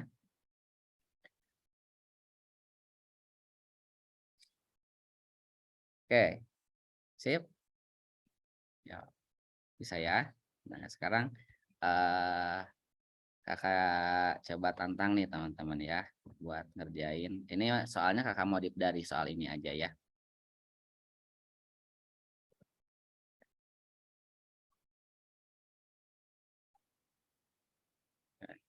Nah, masih kasusnya di yang ini ya, masih kasusnya di yang ini. Jadi kan bendanya tadi tuh ada di ketinggian 20 meter ya. Nih ada di ketinggian 20 meter. Oke. Nah, misal nih kan benda ini kan dia bakalan jatuh tuh. Ya kan, bakalan jatuh. Ya kan namanya jatuh, ketinggiannya naik apa turun? Ketinggiannya turun ya, betul. Kalau ketinggiannya turun berarti energi potensialnya naik apa turun? Oke, naik Raina apa turun? Energi potensialnya, ingat-ingat. Energi potensial tuh M kali G kali H. Massa kali gravitasi kali ketinggian. Ya kalau ketinggiannya turun ya mengecil, ya energi potensialnya juga pasti mengecil. Nanti kita buktikan ya teman-teman. Oke. Jadi ini ketinggian awalnya 20 meter. Nah, kakak mau ini di ketinggian apa? Setelah menempuh 5 meter, ya setelah menempuh 5 meter kan benda ada di posisi ini ya. Ya, benda ada di posisi sini nih. Pertanyaannya adalah pertanyaan pertama, berapa kecepatannya? Pertanyaan kedua, berapa waktunya buat sampai situ gitu ya. Pertanyaan berikutnya, berapa energi? Bolehlah energi kinetiknya berapa? Boleh. Energi potensialnya bolehlah, banyak hal yang bisa ditanya di sini. Tapi yang terpenting jawab dua ini aja tuh. Berapa kecepatannya, berapa waktunya yang dibutuhin sampai ke ketinggian 15 meter.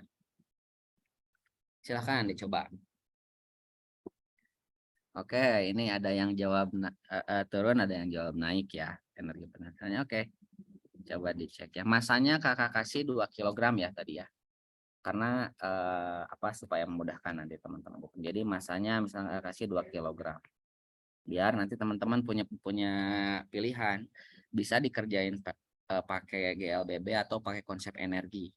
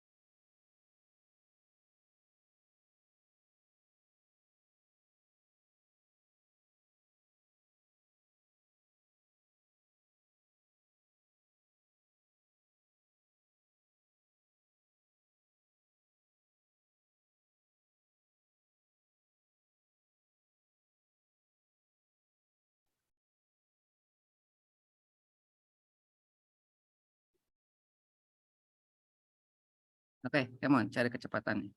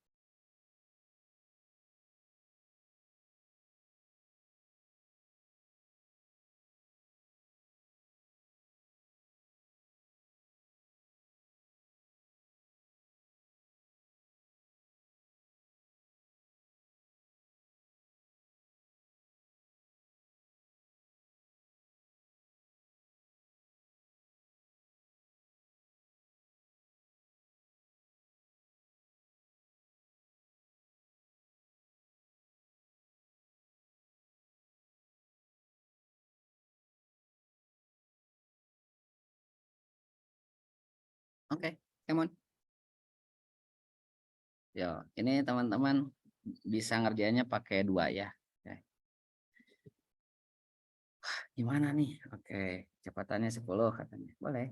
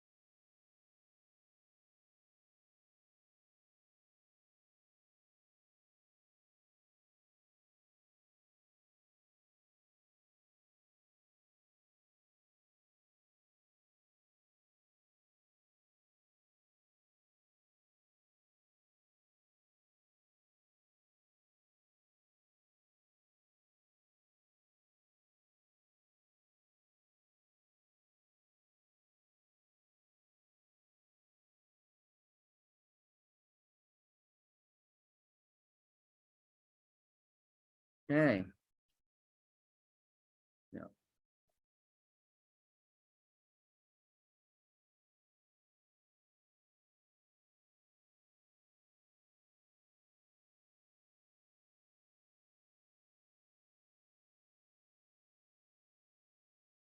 Oke, yuk. Nah, pertama mau dikerjain versi apa dulu nih? GLBB dulu atau energi dulu? Nih, nanti biar teman-teman bisa ngebandingin ya.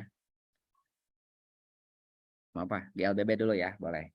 Oke. Nah, jadi kalau misalnya kita identifikasi secara GLBB, berarti kita tahu benda ini punya kecepatan awalnya 0, ya kan? Terus delta X sebesar 5 meter, ya kan? Gravitasi percepatannya 10 gitu kan ya. Oke, berarti di sini enaknya kita pakai persamaan apa? Kan gitu ya. Oke. Nah, di sini kan kita mau nyari nilai kecepatan apa? Nilai kecepatan pada saat T-nya termasuk T-nya juga kan gitu ya. Berarti kita pakai persamaan pertama nih teman-teman. Berarti kan delta X sama dengan V0T plus setengah AT kuadrat gitu ya. Nah gitu. Delta X-nya kita udah tahu 5. Kecepatan awalnya 0. Setengah kali A-nya berapa? 10 kali T kuadrat. Berarti 5 sama dengan setengah kali 10 berapa? 5 T kuadrat kan ya. Berarti T kuadratnya berapa? 1. Ya kan? Betul? Berarti T-nya berapa? 1. Pertama kita tahu bahwa ini bakal eh, nyampe 5 meter gitu ya.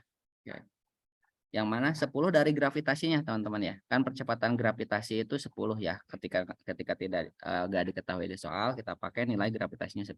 Dan biasanya dipakainya 10. Ya. Karena kan bendanya jatuh ya. Apalagi kalau misalkan di soal sebelumnya kita udah dikasih tahu juga ya nilai G-nya katanya 10 tuh ya. Oke. Nah, berarti 1 second. Nilai kecepatan saat 1 second kita pakai persamaan kedua ya. VT sama dengan V0 plus AT. VT sama dengan V0 plus AT ya. 0 ditambah 10 kali 1 gitu ya. Berarti 10. Nih, 10 meter per second. Oke, sampai sini bisa dipahami teman-teman? Ya, jadi kecepatan pada saatnya itu 10 meter per second gitu. Bisa sampai itu dalam waktu 1 second gitu ya. Nah, itu kalau misalnya kita pakai apa? Pakai GLBB ya. Jadi kita bisa dapat nilai kecepatannya 10. Nah, sekarang kalau kita lihat secara konsep energi ya, teman-teman, konsep energi. Karena benda ini udah bergerak nih, benda ini udah bergerak sejauh 5 meter, berarti ketinggiannya sekarang jadi berapa? Ketinggiannya jadi berapa? Karena udah ini kan ketinggian awalnya total 20 meter tuh. Udah gerak 5 meter, berarti nyisa 15 meter lagi kan ya. Nah, energi potensial benda ya. Kan tadi awalnya berapa? Energi potensial awalnya berapa? yang EP awalnya, yang awal. Energi potensial awalnya berapa? Coba massa kali gravitasi kali ketinggian tadi berapa nilainya? 400. Gitu ya, 400. Sekarang energi potensialnya jadi berapa pada saat ketinggiannya 15 meter?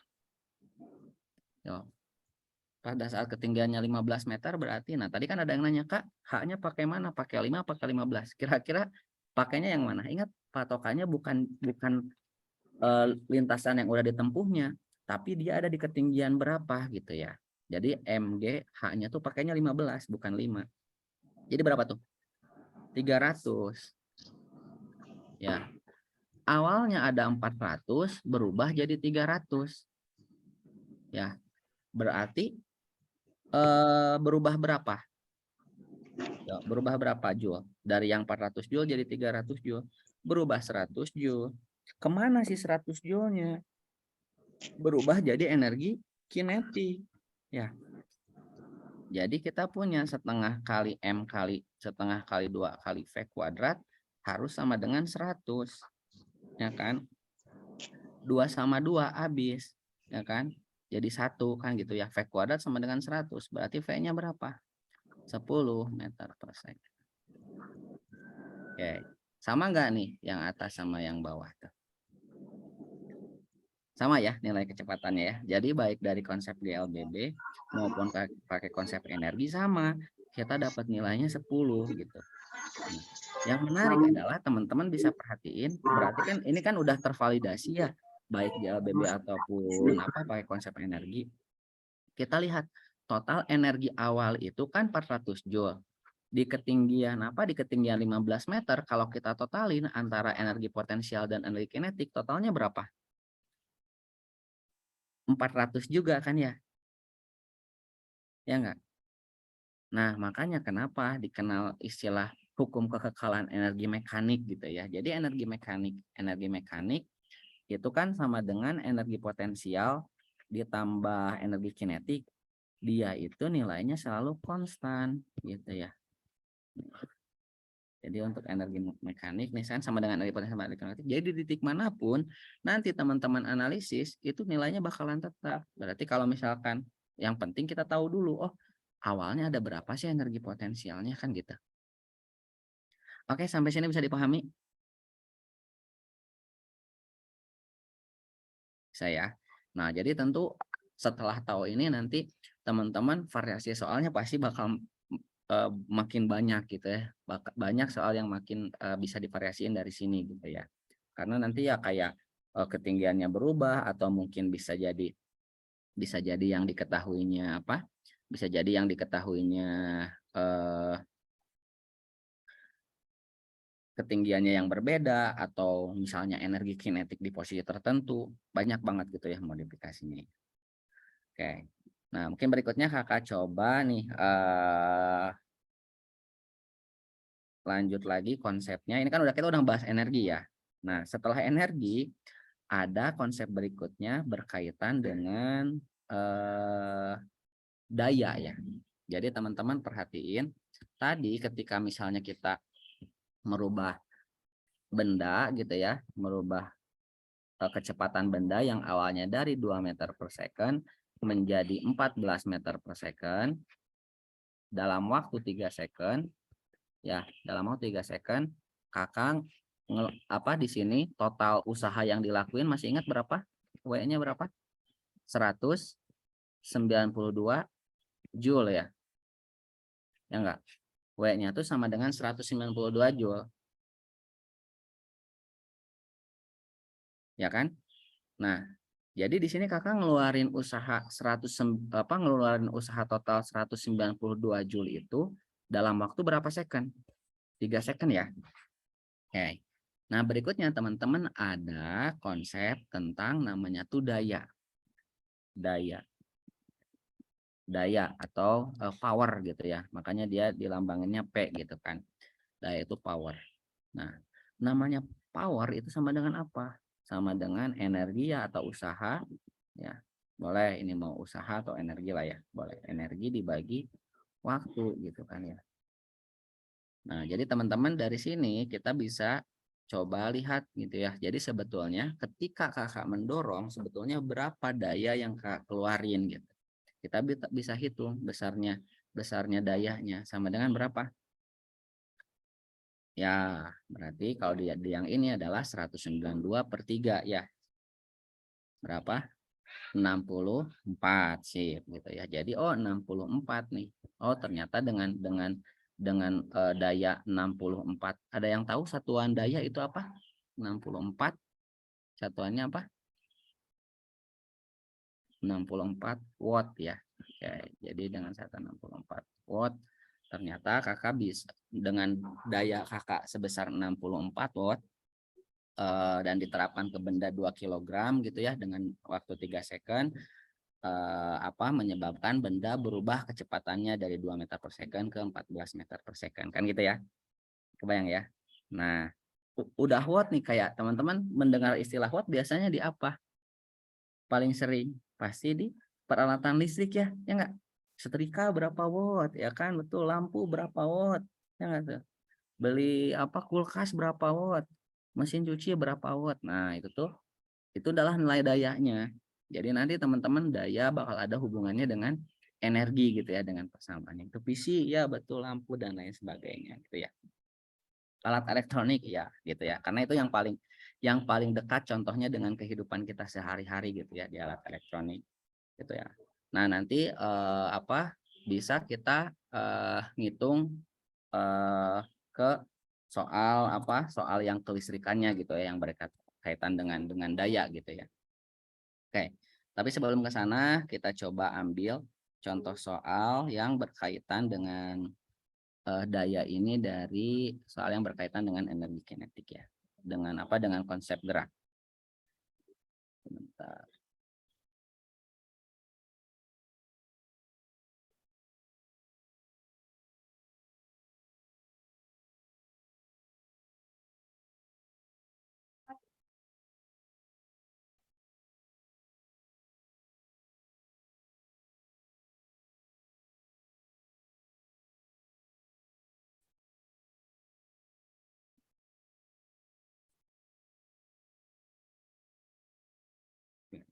Nah, sekarang coba kerjain soal ini teman-teman.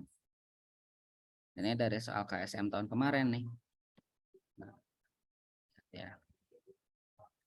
Oke, boleh. Pada gelaran Aprix 2022 yang lalu, 2 buah mobil listrik dari perusahaan yang berbeda saling bersaing untuk mendapatkan juara. Mesin mobil listrik yang dibuat oleh J Motor memiliki daya maksimum 30 kW. Sedangkan mesin pada mobil listrik yang dibuat oleh N Motor memiliki daya maksimum 40 kW. Jika massa tiap-tiap mobil listrik dan pengendaranya adalah 2 ton, maka dari 4 pernyataan di bawah ini, pernyataan mana yang benar gitu. Silahkan coba teman-teman analisis gitu ya. Jadi kemarin jadi berarti gini teman-teman, makanya kenapa coba sampaikan ini secara menyeluruh gitu ya. Karena nanti teman-teman bayangin ketika bahas tentang gerak itu nggak melulu ada persamaannya di GLB sama GLBB. Nanti ada yang dihubungkan mungkin dengan konsep gaya gitu kan ya. Di sini dengan daya gitu ya, daya energi, karena itu tuh satu kesatuan gitu ya. Oke, silahkan dicobain dulu ya.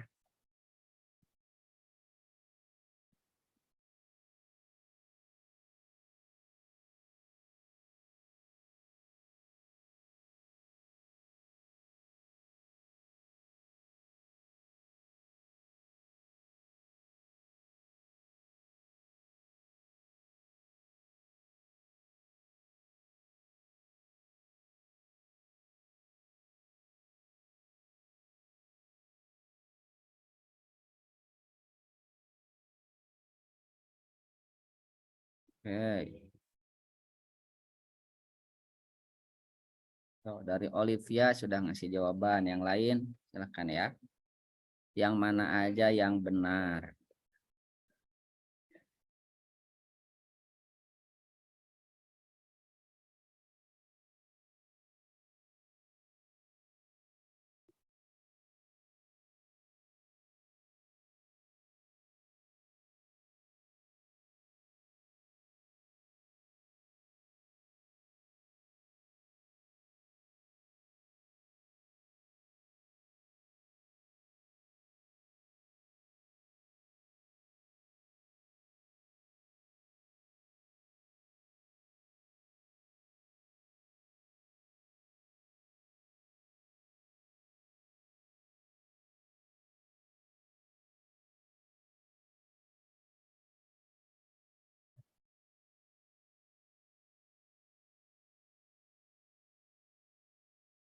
Oke, silahkan, boleh ya.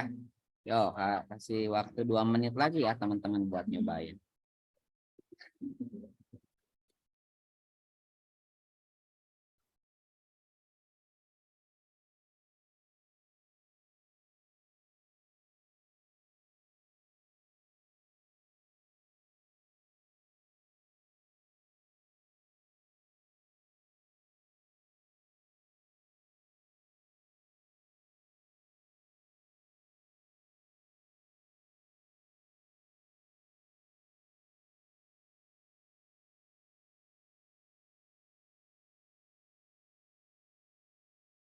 Oke.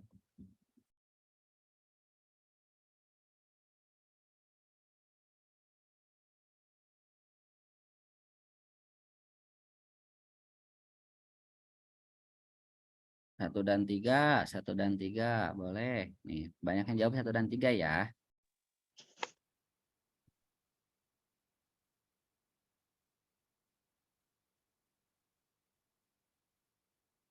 Yuk, masih ada waktu 1 menit lagi buat yang mau nyoba.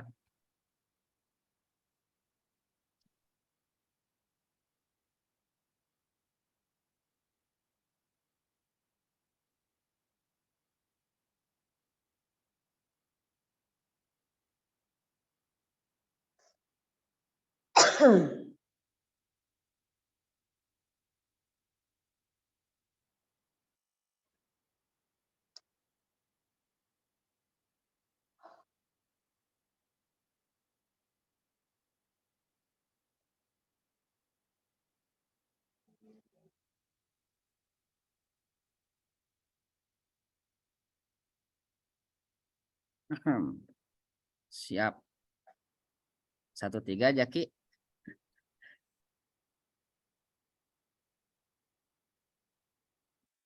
1 3, 1 4. 1 3 lagi. Jadi mau yang mana, Rahma? 1 3, 1 4. Oke.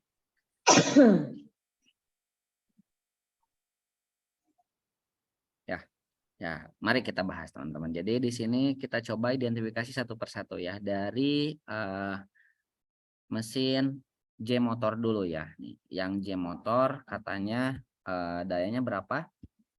30 kilowatt ya. Oke, 30 kilowatt. Oke. 30 kilowatt itu berarti berapa? 30.000 joule per second gitu ya. Kan 30 ya. Kilo itu kan berarti ribu ya. Berarti 30.000. Nah, 30.000 joule per second. Nah, teman-teman tinggal pastiin gitu ya. Yang ini benar atau enggak. Lihat perubahan energi kinetiknya. Ya kan, jadi ini terserah kita geraknya mau dari yang 30.000 atau dari yang apa diketahui di soal. Kita lihat aja enak apa kita cobain. Nah, kan ini total masanya 2 ton kan ya, gitu ya. Jadi kalau misalnya kita hitung setengah untuk kecepatan 2 meter per second berarti setengah kali 2.000 ya, setengah kali 2.000, setengah kali 2.000 dikali berapa? Kali 2 kuadrat kan gitu ya. Jadi kita punya berapa? Setengah kali 2.000, 1.000 ya. 1.000 kali 4, 4.000. Nah, yang ininya 4.000. Oke. Terus berikutnya kecepatannya jadi 4 meter per second. Kalau yang dikali 4 kuadrat jadi berapa?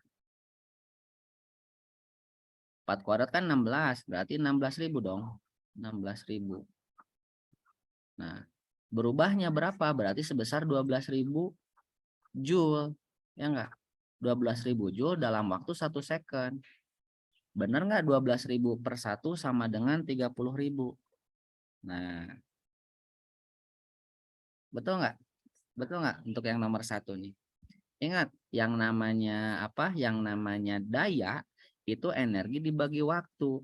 Ternyata energinya sebesar 12.000 joule dalam waktu 1 second. 12.000 per 1 itu bukan 30.000 ya. Berarti yang satu kurang tepat dong. Gitu ya.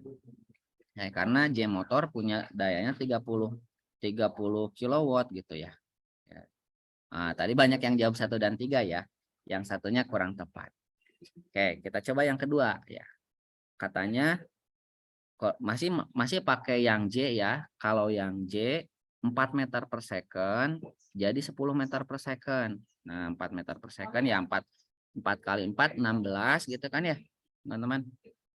16 berarti 16.000 ya. 16.000 sama 10 berarti 100 ya, 100.000. Oke, 100.000 dikurangi 16.000 berapa? 84.000 ya.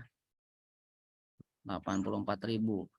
Oh, 84.000 kalau kita hitung 84.000 dibagi 2 berapa? 84.000 dibagi 2.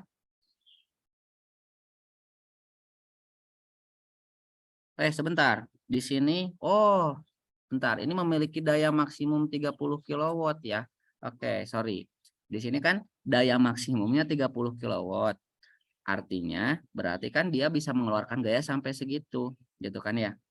Berarti kalau misalkan ternyata dia harus mengeluarkan gaya sebesar 12 kW, sanggup atau enggak? Sanggup kan ya? Berarti yang satu betul harusnya ya. Oke. Karena dia bilangnya bukan tepat 30 kW, tapi maksimumnya 30 kW. Jadi yang satu harusnya betul gitu ya. Yang kedua ya, pernyataan yang kedua 84.000 ya, 84.000 kan tadi kita udah hitungnya 84.000, kita bagi 2 nih. 84.000 bagi 2 berapa? 42.000. Nah, yang ini kan kegedean ya kalau 42.000. Nggak sanggup ya. Jadi mesin nggak sanggup kalau ngeluarin daya yang sampai 42.000 kW karena daya maksimumnya sebesar 30.000. Maka yang dua salah gitu ya. Oke. Gitu ya teman-teman ya. Jadi dilihatnya karena dia di sini daya maksimumnya ya kan, maka ya pastiin bahwa daya yang dikeluarin harus di bawah dari nilai yang dikasih gitu ya. Oke. Berikutnya untuk yang 3, mesin pada mobil listrik N mampu mengubah gerakan. Kalau yang 3 mah 40.000 ya. Nih 40.000 nih nilai maksimumnya tuh 40.000. Oke. 2 meter per second menjadi 5 meter per second dalam waktu 1 second dengan cara yang sama. 2 kuadrat berapa? 4 kali 1.000 yang 4.000. Ya, 4.000 sama 25.000. Ya. Berarti berapa? 25.000 kurangi 4.000 berapa? 21.000 ya. Masih di bawah 40.000. Bisa gitu kan ya. Selanjutnya yang ini 4 meter per second menjadi 12 meter per second. 12 kali 12 kan 144. 4 kuadrat 16. Nah 144 kurangi 16. 128 per 2 64. Wah 64.000 gak kuat gitu ya. Berarti yang 4. Oke sip betul ya. Oke teman-teman jawabannya adalah 1 dan 3. Gitu ya. Sip bagus ya, ini udah banyak yang ngasih jawaban 1 dan 3 ya.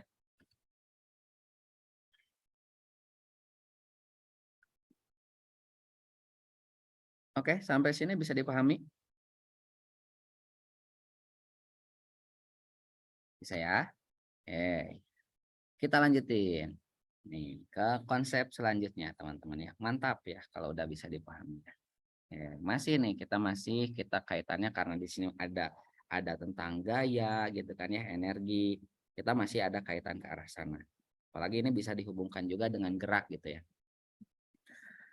Oke, teman-teman, konsep berikutnya yang harus kita pahami ya adalah berkaitan ya kan tadi ada gaya energi ya. Ada gaya energi pada pegas. Oke, sekarang kita masuk ke konsep pegas.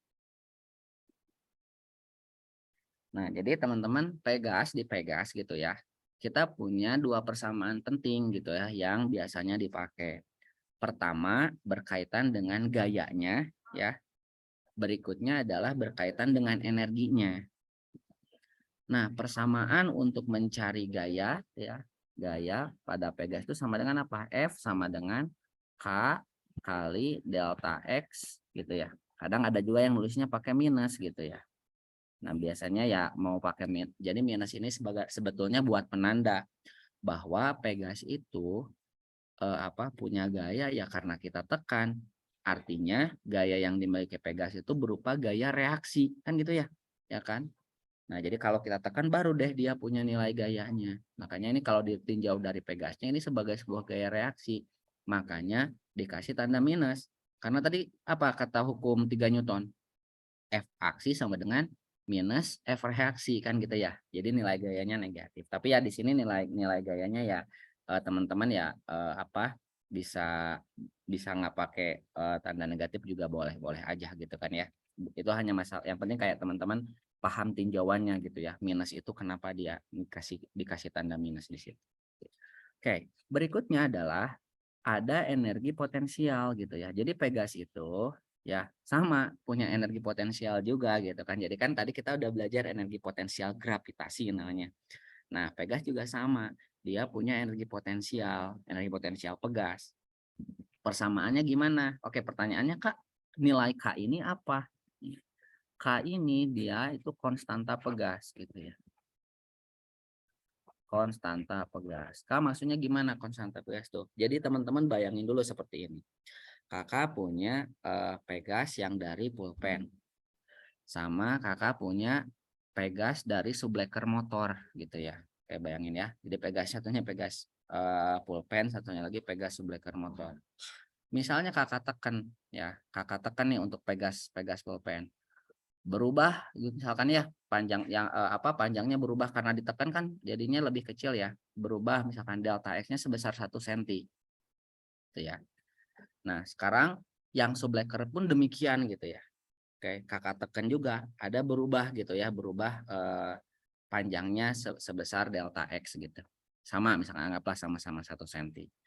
Pertanyaan kakak, gayanya lebih besar mana yang kakak keluarin antara neken Pegas pulpen sama Pegas shockbreaker? Lebih gede mana gayanya? Ya, lebih gede yang shockbreaker atau yang pulpen? Gaya yang kakak shockbreaker ya, oke. Ya, shockbreaker ya. Siap. Oke, shockbreaker ya. Oke, siap. Oke. Nah, bahasanya macam-macam ya. Shockbreaker. Oke. Shockbreaker ya. Oke. Seblak. Bukan seblak, Jaki ya. Blender. Shockbreaker. Seblak, blender, kemana-mana ini mah ya. Oke, kita tahu ya gayanya lebih besar. Lebih besar yang mana? Lebih besar yang shockbreaker. Kenapa? Karena nilai konstanta Pegasnya lebih besar gitu. Nah itu teman-teman ya. Jadi kalau pengen tahu cara ngebedainnya, jadi tiap jenis Pegas itu punya nilai konstantanya gitu. Yang mana ketika nilai konstantanya makin besar, itu menunjukkan gaya yang kita butuhkan lebih besar gitu untuk menekannya sebesar delta X yang sama gitu ya. Jadi kalau kita bandingin untuk delta X yang sama, maka yang konstantanya besar, gaya yang dibutuhin makin besar gitu. Ya untuk nekannya gitu ya. Oke, itu pertama ya buatnya gayanya. Nah, berikutnya energi potensial. Ya, energi potensial Pegas. Jadi kalau misalnya kita Kalau misalnya kita tekan Pegas, ya kan itu dia juga kan kalau misalnya kita lepasin kan dia juga bakalan punya energi ya. Nah, besar energi potensial Pegas itu sama dengan apa? Setengah kali K ya, kali konstanta Pegas kali delta X kuadrat. Ini mirip teman-teman, mirip persamaan energi kinetik ya, setengah mv kuadrat. Kalau ini setengah K kali delta X kuadrat.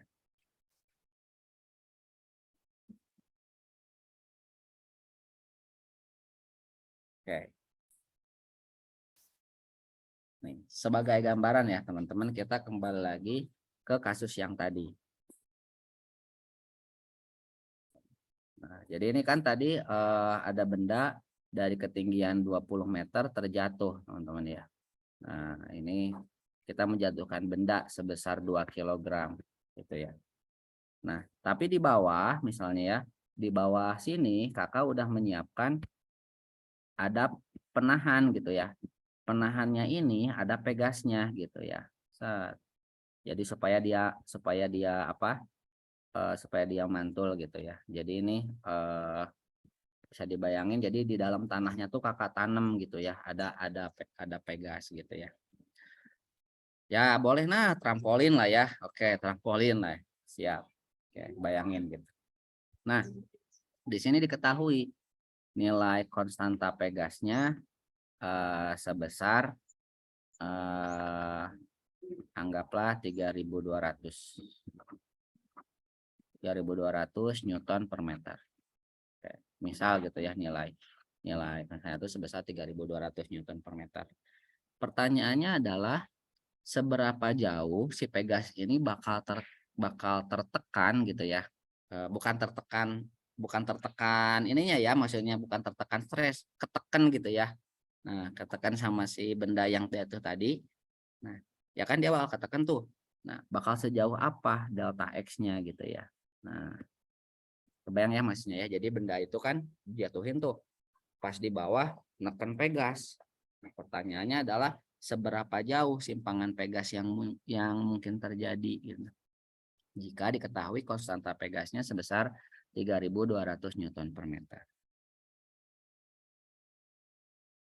Oke.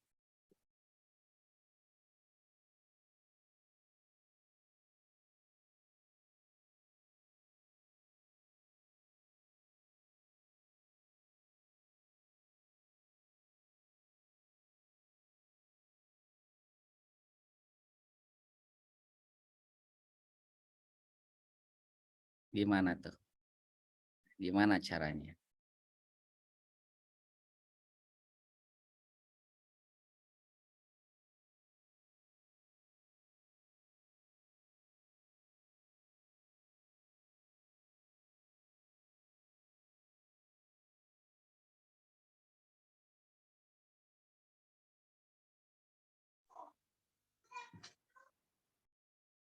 Ya, ya, ingat-ingat lagi tadi energi potensialnya berapa teman-teman di sini? Energi potensialnya pada saat di atas. Ya, boleh dihitung ulang juga energi potensialnya berapa? Di atas 400 kan ya, 400 joule energi potensialnya. Pas nyampe bawah ya tetap 400 joule juga kan totalnya ya. Ya kan? Tapi dalam bentuk energi kinetik. Nah, yang energi sebesar 400 joule ini dipakai buat menekan Pegas. Nah, jadi kita bisa hitung. Kan energi potensial Pegas itu persamaannya apa? Energi potensial Pegas setengah K delta X kuadrat. Kan gitu ya. Nah, besar energi potensial Pegasnya itu sama dengan besarnya energi, ya kan? Sama dengan besarnya energi total dari sistem ini kan. Tadi ya udah energi awalnya kan 400, berarti 400 ini sama dengan setengah kali K-nya berapa? 3.200 dikali delta X kuadrat. Kan gitu ya. Setengah kali 3.200 berapa teman-teman?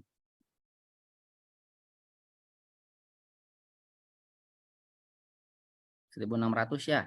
Ini nolnya 2 bisa kita habisin aja dari awal. Jadi 4 sama dengan 6 kali delta X, 16 kali delta X kuadrat. Kan gitu ya. Nah, berarti delta X kuadrat sama dengan 4/16. Delta X kuadrat sama dengan 4/16 berarti berapa kalau kita sederhanain? Jadi 1/4. Ya. Oke. Kita akarin keduanya biar dapat nilai delta X-nya doang. Berarti delta X sama dengan apa?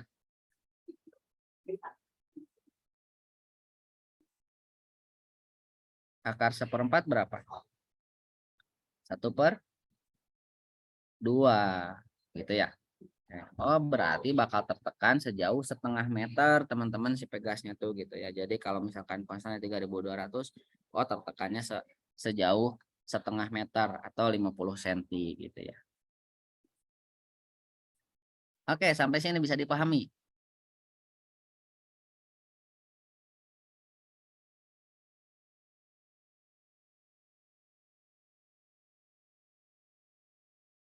Bisa teman-teman?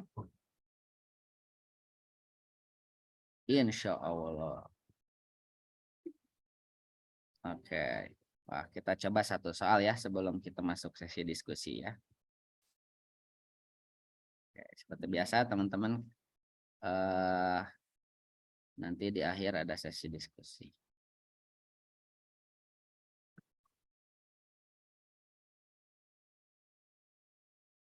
Bismillah, bisa. Oke, sok cobain nih.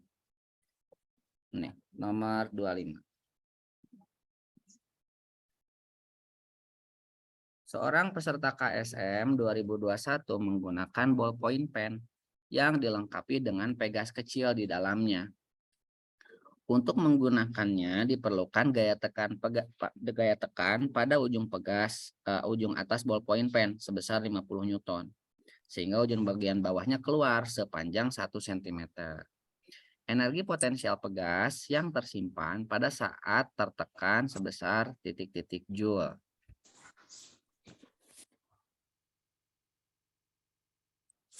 Direndam air garam udah.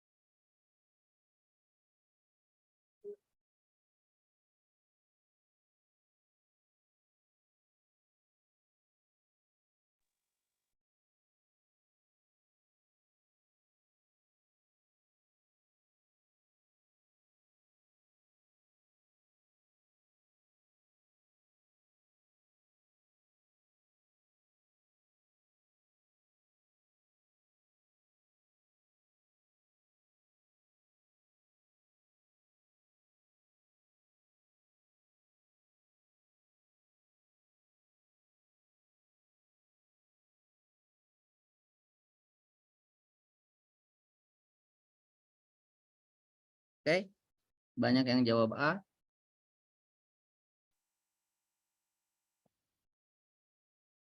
Ya, oke. Lanjut. Masih jawabnya A. Oke. Mungkin bisa jadi jawabannya A.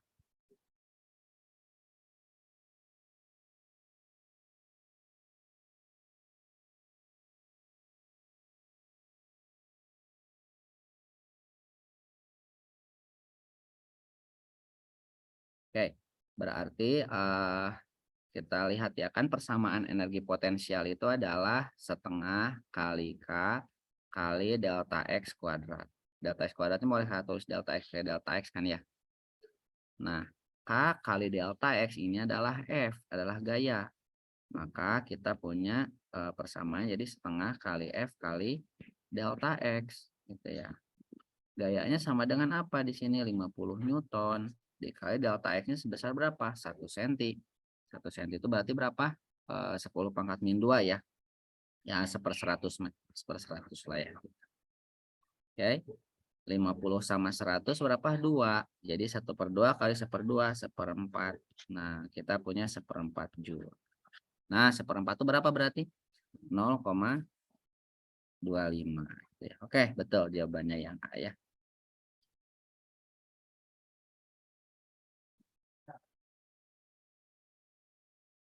Oke, baik teman-teman. Nah, itu dia teman-teman ya untuk materi kita hari ini nih. Alhamdulillah hari ini kita sudah mencoba membahas topik-topik lanjutan gitu ya dari bahasan topik kita sebelumnya. Jadi hari ini kita coba mereview tentang konsep gaya, kemudian usaha, energi, daya, ya, pegas gitu ya dan lain-lain gitu ya. Mudah-mudahan bisa jadi tambahan topik buat teman-teman semuanya ya.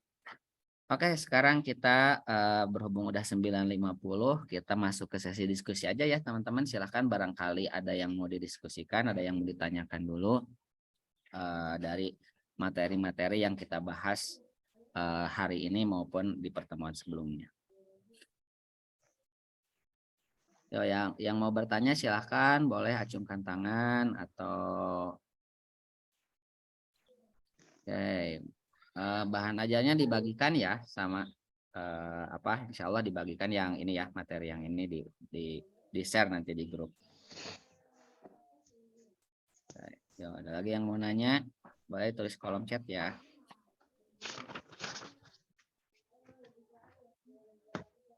Mau open mic juga boleh.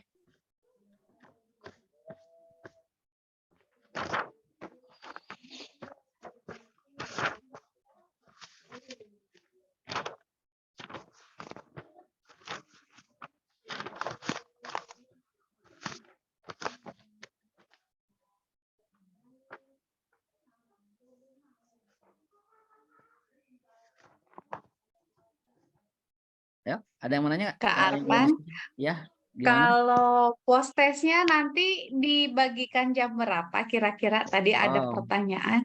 oh ya. Nanti kayaknya pada asar aja kali ya. Atau mau langsung sekarang dikasih? Asar aja, asar.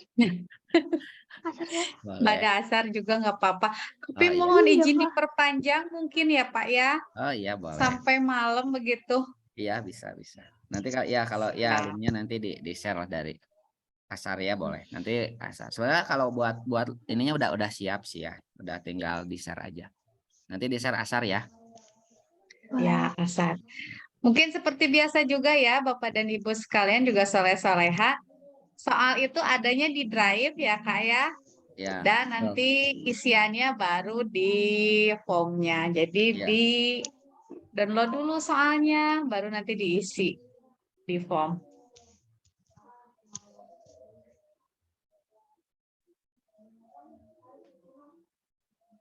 Ada yang bertanya lagi mungkin ya, kapan nih kita tunggu dulu nih beberapa menit dulu. Oh iya. Itu ada permintaan besok kalau luring katanya jangan cepet-cepet materinya. Oke, siap. Ini biasa karena versi ngebut ya, teman-teman. Kejar materi ya. Oke, baik ya. Jadi ya besok nanti kakak juga kan bakal identifikasi juga ya teman-teman ya untuk yang ikut luring. Nanti kakak lihat berapa banyak yang ikut daring, Yang terutama daring. yang nggak ikutnya juga. Karena kemungkinan nanti bakal ada apa materinya bakal coba kita review juga gitu kan ya dari awal. Jadi nanti teman-teman yang masih belum terlalu paham materi yang kita bahas di 2 pertemuan hari ini, nanti juga bakal ke review lagi ya di pas pertemuan luringnya, karena bisa jadi nanti pesertanya ada yang nggak ikut daring juga ya Bu ya. Ada betul, ada yang hanya luring saja. Oh iya betul, makanya kemungkinan pasti bakal ke review lagi gitu ya. Soal pretest dan post-testnya pasti beda ya, Kak Arfan Ya. ya. Mau disamain juga boleh lah.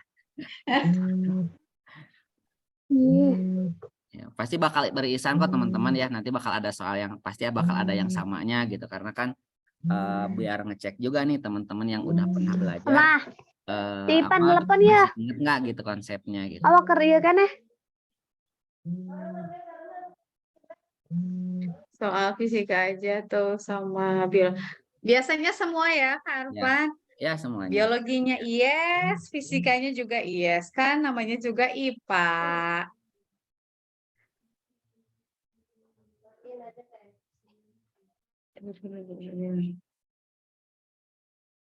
Baik, ada pertanyaan lagi atau tidak?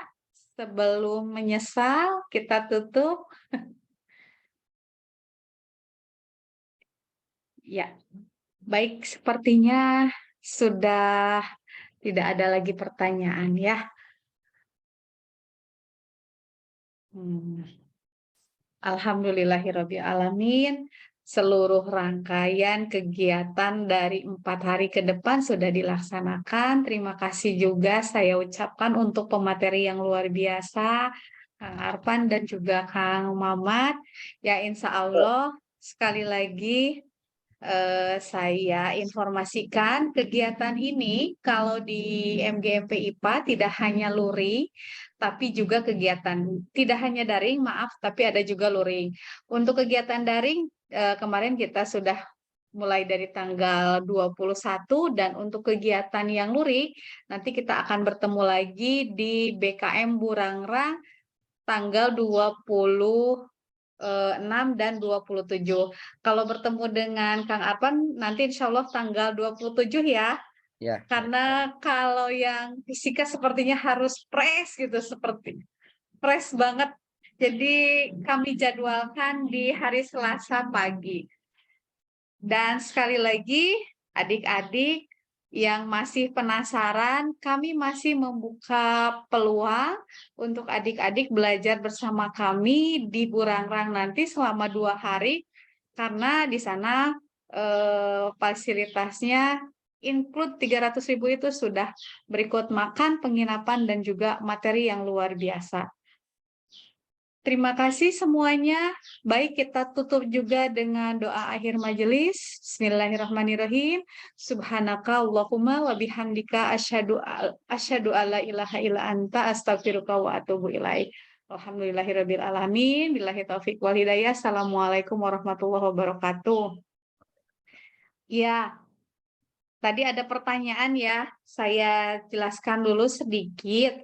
Ini untuk yang kegiatan KSM itu berubah, Bapak dan Ibu sekalian juga soleh-soleha. Ini berubahnya yang asalnya kita itu uji coba 28 sampai dengan 30 Juni menjadi tanggal 5 dan 7 Juli 2023 dan KSM-nya itu nanti di tanggal 8 sampai dengan 10 Juli. Kalau untuk waktu yang tepatnya belum ada di-share oleh pihak KSKK, jadi kita masih menunggu.